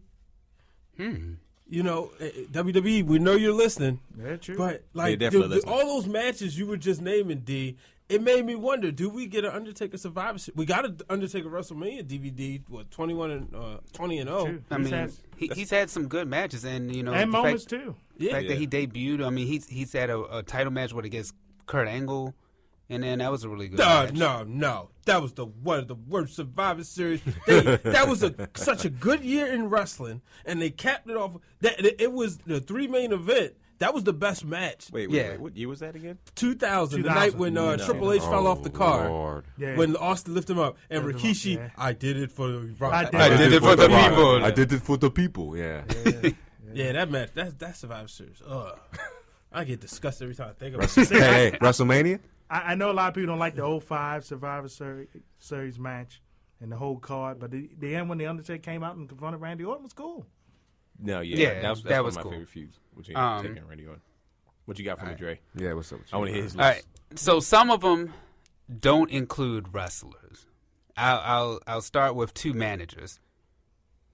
DiBiase, because a lot of y'all remember Money Inc. He had the whole feud with Money Inc. when they turned the urn into a chain. Who was that? Karma? The Supreme Fighting Machine. The Ultimate Fighting Machine. One of the only matches at WrestleMania 11 that was memorable. Him versus King Kong Bundy. Yeah, wow. That's true. That was a bad one. Historically, the worst WrestleMania. Oh, that was a bad No, 27 was close. No, let me. If Roman Reigns is in the main event, it's going to be this one. Sorry, Let me throw in an honorable mention for Harvey Wippleman. Yeah, yeah. Because there was a while where Harvey Whippleman tried, and that's he when Yokozuna and all them was beefing with him. Right. He just didn't succeed. Chlorophyll. This is chlorophyll. Chlorophyll. I actually like that match. A lot of people don't like that match, but that's actually one of my favorite. That's one of my favorite Undertaker moments too. John Gonzalez? Yeah, that was the first time it wasn't the match per se, but it was just like when he came back. That's when it was just I like see him put a lot of bodies on stretchers. Yeah. I never see him on one. And Bobby Heenan sold that like no him other. and Jim Ross. Yes. Yeah. Undertaker's song. This is WrestleMania 9 expert. I have to put Paul Heyman on his list. The fact that he had CM Punk and Brock Lesnar, and then the fact that Paul Heyman was able to carry out the 1 and 21 all this time. He had Heidenreich too. Don't forget. Stop it. Please stop. Come on, man. Heidenreich. Yeah, he did. He did have Heidenreich. Please stop. I'm saying I'm helping your argument with Paul Heyman. Definitely Kane has to go on there. Edge, and of course Mankind is number 1. What about you, Ralph? I mean, just the match, the steel cage match when he with Mankind and Undertaker. I mean, that will probably go with me until I die. Just that vision of Mankind just get thrown off the top of the cage. That's going to be hard to beat. But I liked a lot of them. 2002 Vengeance. I thought Kurt Angle and The Rock. That was when Kurt Angle and The Rock were in their prime. I thought that was a great match. Oh, excellent match. With them three in there. Just because I'm a Hogan fan, in 1991 I would have to say Hogan in Survivor Series. I thought that was an okay match. Just to see, at that time we didn't know the Undertaker was going to be what he is now. So just to see that kind of a young Undertaker versus Hogan, I thought that was kind of a cool, but dark. First singles match at Survivor Series too. Yeah. One of my memorable ones, SummerSlam '97, Bret Hart. I thought that was a classic match. Yeah. Started the feud with Shawn Michaels. Yeah. Yes. Edge in WrestleMania 24. I remember watching WrestleMania 24. That Edge match, I'm like, wow, that's gonna be tough to beat. But then my next one, WrestleMania 25 with HBK was. If it wasn't for Mankind, that would be probably one of my top Undertaker match because that feud was really good back in '97 at the pay-per-view Bad Blood. Yes, Bad Blood. I mean, yep. So I thought WrestleMania 25 with HBK. I thought that was just not only was the match good, but the storytelling. The way they carried each other in the ring was very, very entertaining. I think that one's going to be hard to beat. But like right now, just talking about it, I could close my eyes and I could see Mankind flying down. I think everybody can see that. That's like the biggest moment ever. 25 was better than Savage Steamboat. And I never thought I would say a match was better than Savage Steamboat. You know what? But I said that 25. But I say the 26 match I like better than 25. I like the 25 match better than the 26 match. Okay, but I mean, but the fact that either one of those can beat out Savage Steamboat, that is hard. Mm-hmm. We're talking about something that happened in WrestleMania 3 to 25. Mm-hmm. So that's and really I've watched telling. Like both of them back and forth just so I could get a legitimate comparison. But it's Undertaker, Shawn Michaels, man. I mean, that's one of the few times you were like, oh man, the streak is really about to be broken. And then when and then for him to actually just catch Michaels in midair during the tombstone, I was like, wow. Oh no, when he hit him with the tombstone, he sold it. Undertaker had that look on his face when Michaels kicked out of it. Yeah, just the whole facial expression. He was confused. He's like, what? What? And that's a meme to this day. Right. That's actually the first Undertaker meme, I believe. Yeah, it is. The point now, back to Undertaker Mankind, though, I remember a moment where the Undertaker was just wailing on Mankind, man, in the corner, just wailing on. Oh, wait a minute! That's one of my favorite moments of all time. The King of the Ring, 1996, when the Undertaker comes off the top ropes, and then he just like the speed in his the no holds bar match, right? I was like, my God. Match, right? Hell, no, I think it was just a regular match. It was a regular match. But they just went at it. But they had some battles. Yeah, the no holds bar one was one, definitely. The Boiler Room Brawl was one. Oh my goodness. Let me ask you, are you guys immune to seeing Foley fall off the cage? Or like you remember we showed that clip in class, Dwayne. Right. And we have been used to it, but the whole class like and I've become immune to it. Have you guys? I think as wrestling fans over the years, we have become immune to it. Man, I still see it to this day, and I'm like, what the hell was he thinking? But not just that, he fell through the cage too after Right. that. Yeah, and the fact that wasn't tax. supposed to happen is just like, wow. I don't know. That's really a testament to I still want to know both to of this them. day. Was that supposed to happen or not? No, not him going through the cage. No, I'm talking him going off the cage though. Like, on tax. I think no, through the cage. Look, it was a mistake. Take a look down. Like, oh man, he ran his fingers through her head. Was like, oh shoot, we got to figure this out. All right, let me get down. I love it when Terry Funk got choke slammed out of his shoes. Yeah. I was like, my gosh. But that would be like, if I could ask Undertaker any question, that would be the question I would ask him. Whose idea was that? What was you thinking when you threw him off the top of the cell? Because they tried to stop the match at that point. Yeah, because I think there was an interview, if I'm not mistaken, where Taker said that wasn't supposed to really happen that way, where he got thrown off. Somebody called it. Who did it? It's probably McFoley. Probably Foley. Yeah, I'm sure it was him. Yeah, Foley was like, just throw me. Yeah. What do you mean? I'm going over. Just what? Yeah. Just create this moment real quick. Are you crazy? And people say that like it just. I think they just said time like literally stopped because you're like, this man really fell.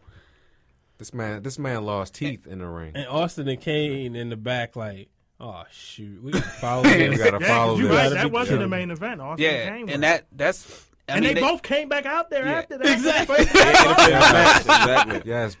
The most brutal match in WWE history and probably one of the best matches you will ever see. Even though Austin and Bret Hart, WrestleMania 13 was pretty brutal too, man. Oh yeah, it was. Man. Ralph, your thoughts, man? We reminiscing. That's like I said. I watched that documentary of that, and that was all Foley. He says. He didn't. He said that and not only was he trying to make a name for himself as a wrestler, but he said that his time frame. I mean, he said his home life was horrendous at that time. He said he was in dark places. He said wrestling was the only thing that kind of gave a scapegoat. And if I don't remember, I think he said he had a really bad week besides wrestling, just everything personal. So he said at that time he really didn't care what was going on. So he says. At that time, he says when he was flying down, he says he was almost at peace. Like he said, he wasn't really that much in pain throughout that whole match. And you can tell just if you watch that match, how did he get up? I mean, he's not only. If I would have done that, I don't care. I would still be laying on the ground right now. And he was moving his head, like you could see the referee like asking him, "Hey, stay down," and he's moving his shoulders right away because he was selling the match. And I just remember reading something that at that time in his career, in his life, his personal life was, I don't want to say in a crapper, but it wasn't as it is now. And I think that probably played a huge role in that match. I would say that match is probably my top match, and it's going to be hard to beat that one just because it had everything. It had the shock, it had the awe, it had the, oh my God, I think I need to change my pants, what I just saw. It had everything. And like you said, that wasn't really the main event. I felt bad for the people who had to come out and follow that match. I was like, I pulled my hamstring. I don't know if I can wrestle right now. I would want to follow that. It was shocking that the other wrestlers still had to go out. You figure people were watching it in the back. And you figure if they didn't see what happened, they probably saw it on the monitors. And I would have probably gave them I don't know what they did to the wrestlers, the Undertaker, afterwards. They gave them a standing O in the back or what? Because I would have loved to have been in the back after that match. You figured everybody knew what they just saw, witnessed, or experienced. And I would love to have been the wrestlers in the back. What did you say to Foley when the match was over, or the plane ride home, or the car drive home, or at dinner, or the next day?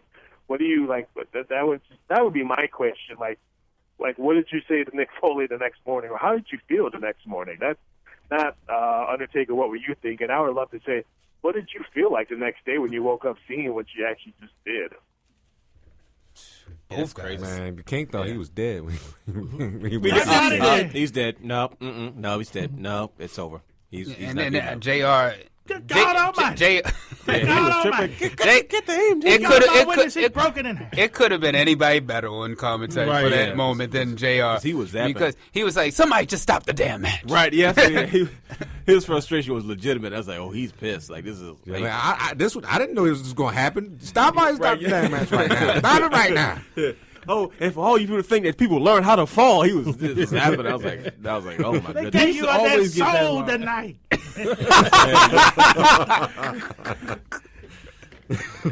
JR was a man of the business. He did everything he could to protect the business. He took offense to that kind of stuff. Oh, that's fake because they learn how to fall. They learn how to, And all for all the geniuses at home to think you learn how to do stuff like this. I know I should have went to go see him when he came here, man. But get him JR stories. Man. His podcast a treat too, by the way. Yeah, definitely. Brian was saying one time when we were talking about Blackman and Shane McMahon and how that fall happens and like how you're just able to just get up. It's really amazing how Foley was, like you said, able to get up after falling twice and then somehow be still inserted into the main event. He goes to the top of the cage, falls through the cage on some thumbtacks, gets beat up, gets out, and then, like you said, shows up at the end of the show. Come down out limping, and it's like, what are you doing? You getting involved again? Why did you change out of your gear by now? Yeah. Get in the shower. No. Like, was he like the Tom and Jerry cartoons where he drank water and just started spurting all over his body full of holes? It looked that way. At the end of the match, he looked crazy. And when he came out for the next match, he looked crazy. I was like, what are you doing, for real? Seriously, what are you doing? Ran out there. I'm right, that's what I'm saying. Like, dude, what is and the fans went crazy. We got this spot. We got to hit the spot. You don't get stuff like that back, and I have a hard time believing we're ever going to get. No, you ain't never getting that. If I'm not mistaken, there was a standing ovation for that, wasn't it? Yes, it was. Yes, it was. Fans went. I mean, they appreciate it because these people like they're putting their lives on the line to entertain fans. You know what I mean? So that's legitimate passion about what you do. But Foley's always been that way though, since day one. And it made you go back and look at some of his old stuff too. Mm-hmm. Oh yeah, especially when he lost his ear against Vader. It made him a household name. It did. That's crazy. People, there was like I said, there was a sympathy factor for him, and he became a huge fan. He was the people's champion after that. So. And now he writes children's books. Yeah. Then he got a Christmas special just coming on WWE Network, some type of something. He dressed up as Santa Claus and everything. Well, it's funny how when you look back, I know it's about The Undertaker, but, we talk about McFoley, how they tried to keep him heel until they couldn't. They ran it all the way to the ground. At the Survivor Series, the SummerSlam, he and Kane were teaming up to go against the New Age Outlaws, and Kane turns on him and allegedly hits him in the head with a sledgehammer, and now you're like, okay, you're happy Outlaws won, but you don't like how McFoley just got treated. But then here comes Vince, him and he's calling Vince dad, and Vince is mistreating him in the hospital, and then next thing you know, Survivor Series happened, he's still calling him dad, and then boom, they pulled the trigger, and he became the top face, Arguably, obviously he wasn't a bigger face than Stone Cold, but he was coming right there. So that when he won the title that night in January '99, it was huge. And then and that's actually what helped the WWE move forward over WCW was the fact that'll put butts in the seats. It did though. That and him and The Rock and Mankind had some good feuds. And that's the funniest thing about it because he always used to talk about the race. I was one that got him ready for Austin. You know what I mean? I was one that sort of got him to add that edge to his character because you go toe to toe with McFoley. It was a very big deal because he added edge to Triple H. He added edge to The Rock. Definitely to the Undertaker. Because you look back at some of those matches, my gosh. Yeah, very. You look at McFoley and say, man, how's this dude standing? Yes. He held back no punches at all. You know what I mean? Like. Hey, McFoley got that hardcore title, man. I mean, that's why they call him the hardcore legend. He was a human crash test dummy in the ring. He was hardcore before he was. Guys like him and Terry Funk were pioneers before he was even a style. Mm-hmm. They were doing it before, let alone guys before them. You know what I mean? But they really took it to the mainstream and were successful at it. DDT on Flair. Yeah, right on that table. JR called that, by the way. Right. Wow. Well, to bring this back to the Undertaker. 25 years, that says a lot, y'all. Where does the Undertaker? What is his legacy? Where does he rank among wrestlers of all time? Well, I hope he goes in the Hall of Fame this year. Just because I think he kind of deserves that Flair-like run. allegedly still active. He should go in, especially with it being in Houston. But as I would say, a character, easily he's Vince McMahon's greatest creation, in my opinion. Just because, like, for him to take it, like they said on the panel, him to take a character that you didn't think, like, okay, how long? It was like, think about all the cheesy characters that was back then. You had a Berserker, you had a Repo Man. Hey, I like the Repo Man. IRS. You had a Sparky Plug. The $1 Million Man. Well, $1 Million Man, I mean, they're great, but, you know. But you know, then you get this Undertaker guy. It's like, okay, here's another. But he, like, took it and he owned it. And he altered it. Yeah. Yes. And it still was hot. It changed. He evolved over the years. Yeah. But that's the biggest difference because, like you said, think about all the campy gimmicks you said. This guy actually took one of Vince's campy gimmicks and actually made it work. Yeah. Imagine all those other guys that didn't do the same thing. He's supposed to like some kind of Western mortician or something like that. Right. You know, I think he's in that top 5 conversation when it's all said. Because 25 years is 25 years. Anytime a panel of legends like Stone Cold, Shawn Michaels, Triple H, JBL. Anytime these guys say that this guy right here deserves whatever match that he wants to be his last match should be his last match.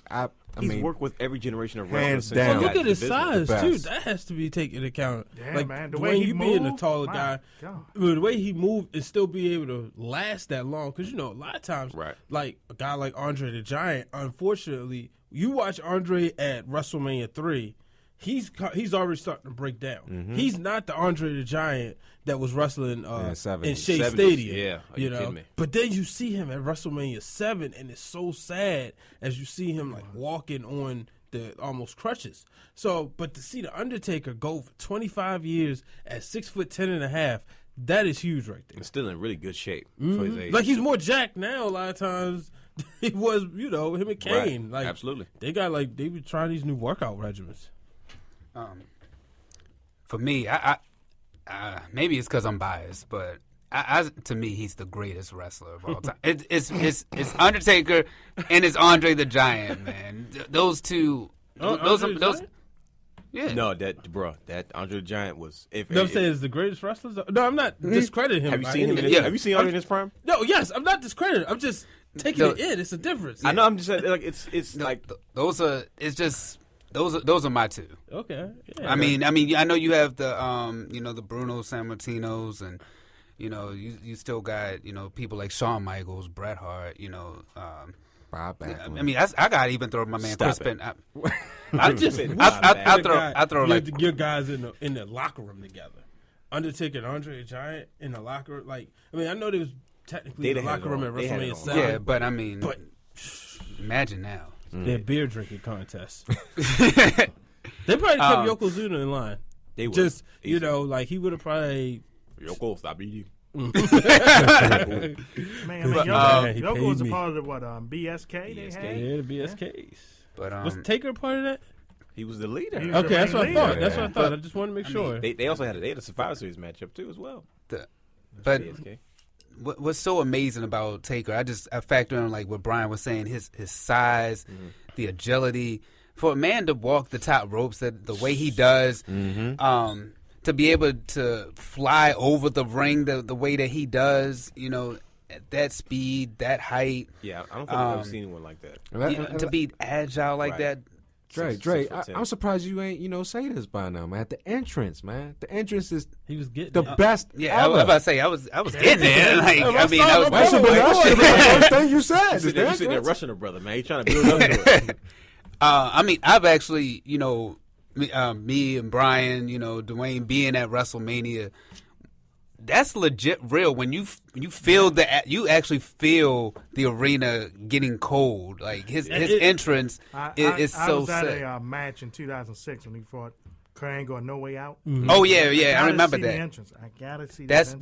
That was actually one of the best matches I've ever seen live. Yeah, they went at it. I was at him and Edge when after WrestleMania 24. Oh, when he came here for the pay-per-view after WrestleMania. That was the first time I saw the Undertaker because Raw and SmackDown were separate. So that was like I was like he owned wow, SmackDown. you felt the heat come up and it was like you guys like this is like the last of our childhood if I'm not mistaken. When you look at the Undertaker, it's like we watched him ever since most of us you guys were coming into wrestling, if you wasn't watching before, when you watch wrestling, there was always an Undertaker. Ever since there was a Monday Night Raw, there was an Undertaker. And it's like, wow, it's like, because there's times where, like, I know me personally, it's like, man, this dude get on my nerves because he was such a great heel. But then he was such a great face, it make you love him, and, you couldn't wait for him to get the title.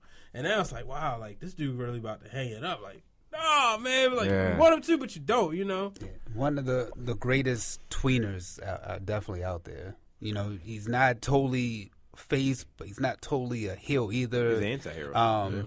It's like he could choke slam, John Cena, and everybody's going to be like, cheering.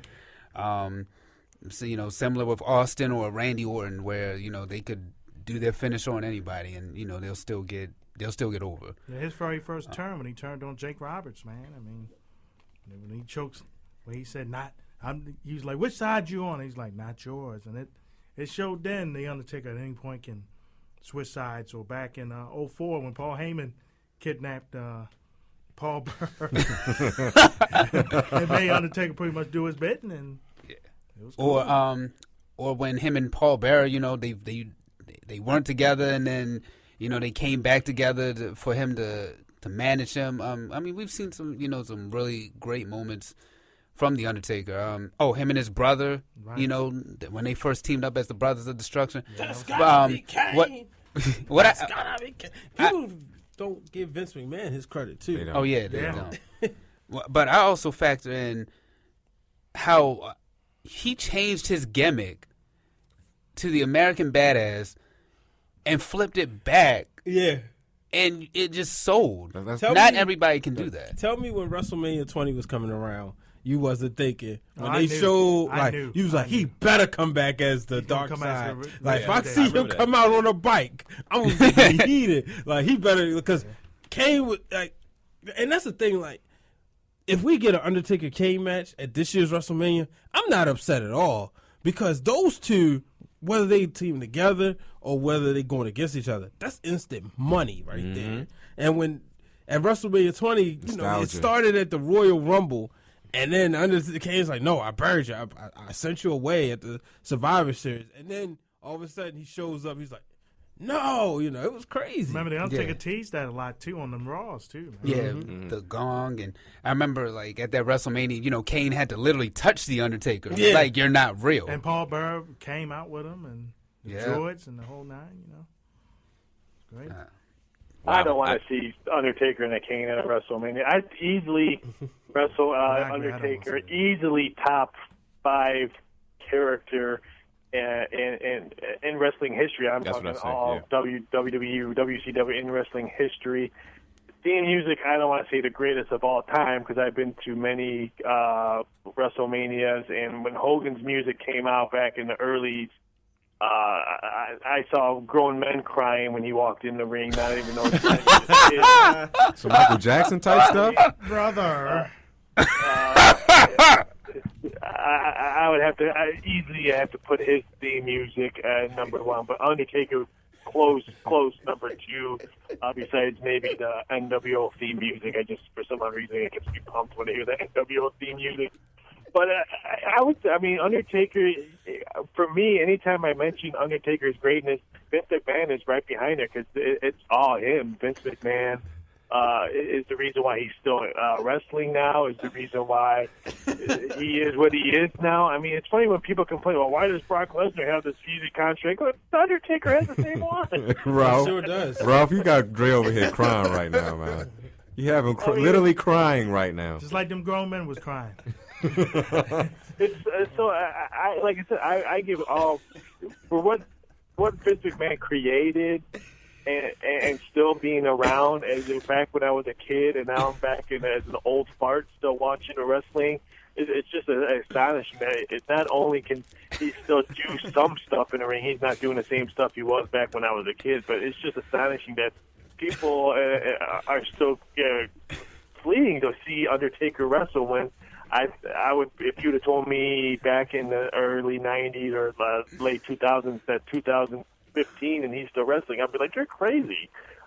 So it just still blows my mind that he can actually still wrestle in the ring. And when he wrestled Brock Lesnar, those weren't easy matches up. Wrestling Brock Lesnar is not no piece of cake. I mean, some stuff you could tell Brock gets a little crazy or out of control in there. So what he can still do in the ring just blows my mind. Oh man, but a tear to Dre's eye, literally. I'm still the fact that you just sold me when you said grown men were crying for Hulk Hogan. Hogan is the greatest. Can you imagine that? I'm just. I just can't see that. I can see that. Grown men were crying for Michael Jackson back in the day. I can see that. That's weird too. Yeah, it's just, they were. I was at Julio Cesar Chavez Sr. When he fought De La Hoya, and when De La Hoya beat him, I was seeing my uncles that were at their fight with me, and family members, and Mexican men in their 60s. That's what they grew up watching. Chavez beat up old taxi cab drivers from Tijuana. When he lost to De La Hoya, they were bawling like he was dead in the ring. So I've seen people do some weird stuff at rings, matches, ball games, concerts. I admit it. When I saw Michael Jackson at Jackson 5 back in the late 80s, my first time, I dropped a little tear because I would have seen him being born and raised close to Gary, Indiana. So to be able to see that being so close, and I also almost shed a tear when I saw Prince for the first time. Oh my God! Hey man, they greats, man. They did great ones right there. Hey man, it happens. I can understand. Hey, Boris Day and the Time opened up for Prince too. Come on. Hey, the time was the truth, man. Oh man, before we close out this segment, I gotta ask y'all, what is your favorite Undertaker move? WWE.com had Old School, the Tombstone, the Choke Slam, Last Ride, Snake Eyes, the leg drop that he does, on the apron, and the Hell's Gate. By the way, the Tombstone won. And they obviously they should have had the throat slash in here, man. That's my favorite. When he gets that throat slash, then you know he's going for that tombstone. Yeah. That was what I love. City. I can't go wrong with the tombstone. My favorite all time tombstone is against Diesel WrestleMania 12. Yeah, I don't know what it is about that 6'11" tombstone, but man, that's always that's my favorite one to look at. Like, he's gonna drill him. And I could watch that match over and over again. That's my favorite WrestleMania match that he had. Mm-hmm. My favorite WrestleMania moment that he had was when he won the title the next year, and everybody stood up. I mean, Michaels, Ross, Lawler, the whole crowd was really into it. Chicago was, they were all behind the Undertaker. It was years since he had the title. Mm-hmm. Yeah, since that first one. Since that first one against Hogan, 91. But you mean tell me the way you like the tombstone when Sid tombstoned him? No, that was. See, he purposely said that. That's the absolute worst tombstone I've ever seen. I call that the stiff leg tombstone. I'm like, what are you doing? Like that was the worst. I hated that one. I'm like, okay, you go from that one with Diesel and then you see Sid. It's like, come on, man, you're killing me. The worst tombstone I've ever seen. Come on, man, Psycho Sid. I like Psycho Sid. I really did, but it's in ring. The wrestler left a lot to be desired. Yeah, he left. Don't let him pick up the mic. Gee. He's like, who's somebody else is like that? Like before, like EC3 and TNA. He's fine before he gets to the ring. As soon as he gets in between those ropes, then it's like, okay, well, it's time to get. I guess I get a snack or so. But this shows again how versatile the Undertaker is, because Old School came with the American Badass run, and the Last Ride, came with that run. It was cool to. I love that Old School though, because it wasn't named nothing until about 02? Yeah, it was just twisting arm, go up to the rope and come down. But then if Michael Cole was around, he would have been like Vintage Taker, right? And Snake Eye, every one of his moves hit the purpose. With Snake Eyes, he does it. Then that big boot comes and gets you in the face. Every Undertaker move had a purpose, and it wasn't just me doing it for show. It was me showing I'm taking my opponent, I'm gonna expose his weakness, and I got it. That Hell's Gate, you get caught with that out of nowhere. That's actually my favorite move. Who he made bleed that one time with? Viscera. Yeah, it was. And Mark Henry bled too, I believe. Yeah, he catch the Hell's Gate. It was over. You wasn't getting out of that. That's a 6'10" leg grabbing you around the neck. And he did that twice, at WrestleMania against Edge when he caught Edge in the spear and reversed it to the Hell's Gate.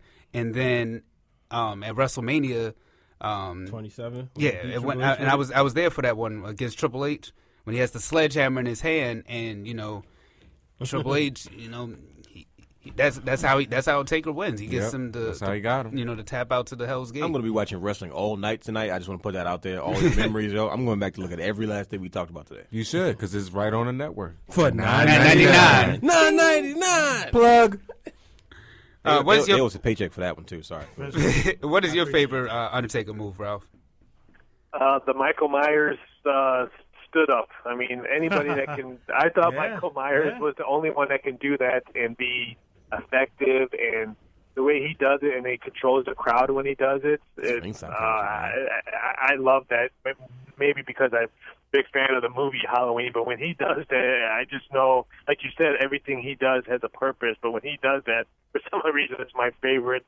I'm not a big pile driver fan for anybody, tombstone anybody, because I used to do that when I was a kid. So if I can do a wrestling move when I'm a kid, doing it to my twin brother or my friends, it's not an effective move when I still watch wrestling now. So I was never a big tombstone or pile driver fan.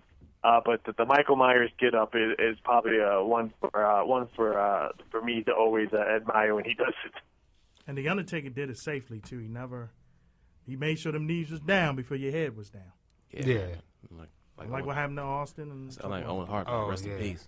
Yeah. Man, he was a neck breaker. Well, he had no business doing it, in my opinion. I feel like moves should just stay with one. The tombstone shit. Well, since you brought that up, can we take a step outside of WWE for just a quick moment? How do you feel about seeing guys like Okada in New Japan do it, or seeing guys like the Young Bucks do it on the independent? I do not like the Young Bucks.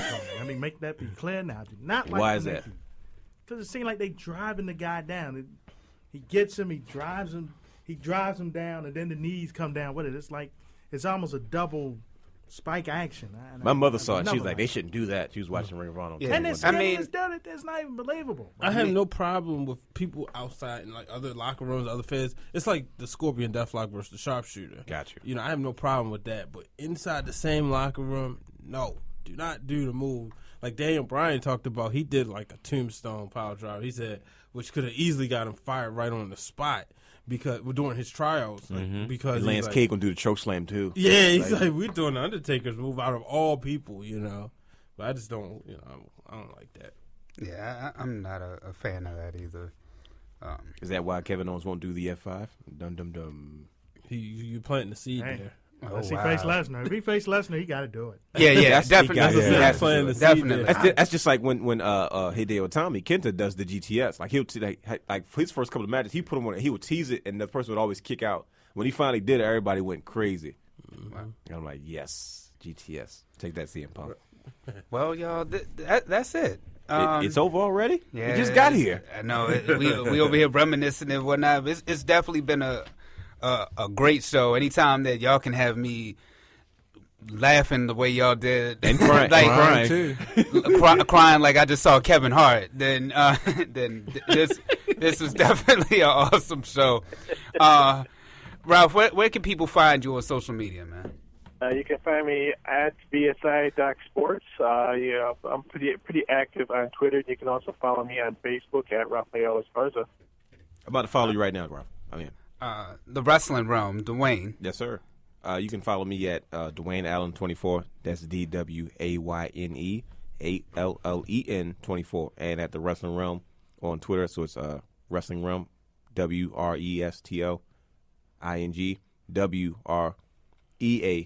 WREALM. So that's Wrestling Realm, 2 W's on Twitter and Instagram. Is that right? PW? Is that right? He's a social media guy, so I just. Yeah. Brian, the other half of the Wrestling Realm. Easy. Brian with an I, H Waters, and it's BRIAN, not brain. BRIANHWATERS on every social media platform. He has to say that. It's funny. Roger. You can follow me on Facebook, Roger Lee Herring, and also Instagram, Herringmore.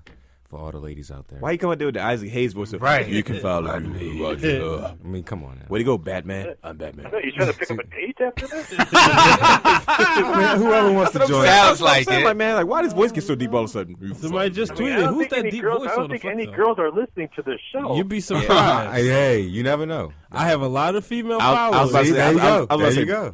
Brian Andre might have some things going on or something. Hey, I got about 3,200 followers on Twitter. Okay, I think be specific. I think about 500 are female wrestler fans. Be a little more specific.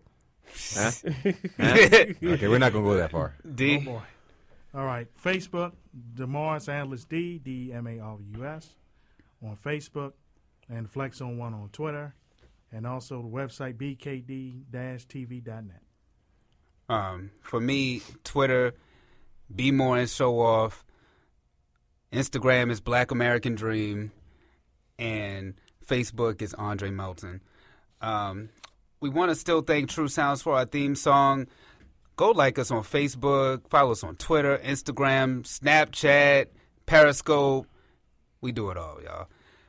Thank you, Corey, for our intern who's holding us down right now on Periscope. Thank you, Corey. Appreciate Thank you, brother. Richard Good in the back, Rich Dollars, for engineering the show. The Flex Zone can be heard on both SoundCloud and iTunes. This episode will be rebroadcasted Wednesday at 10 p.m. on the Arena Sports Network.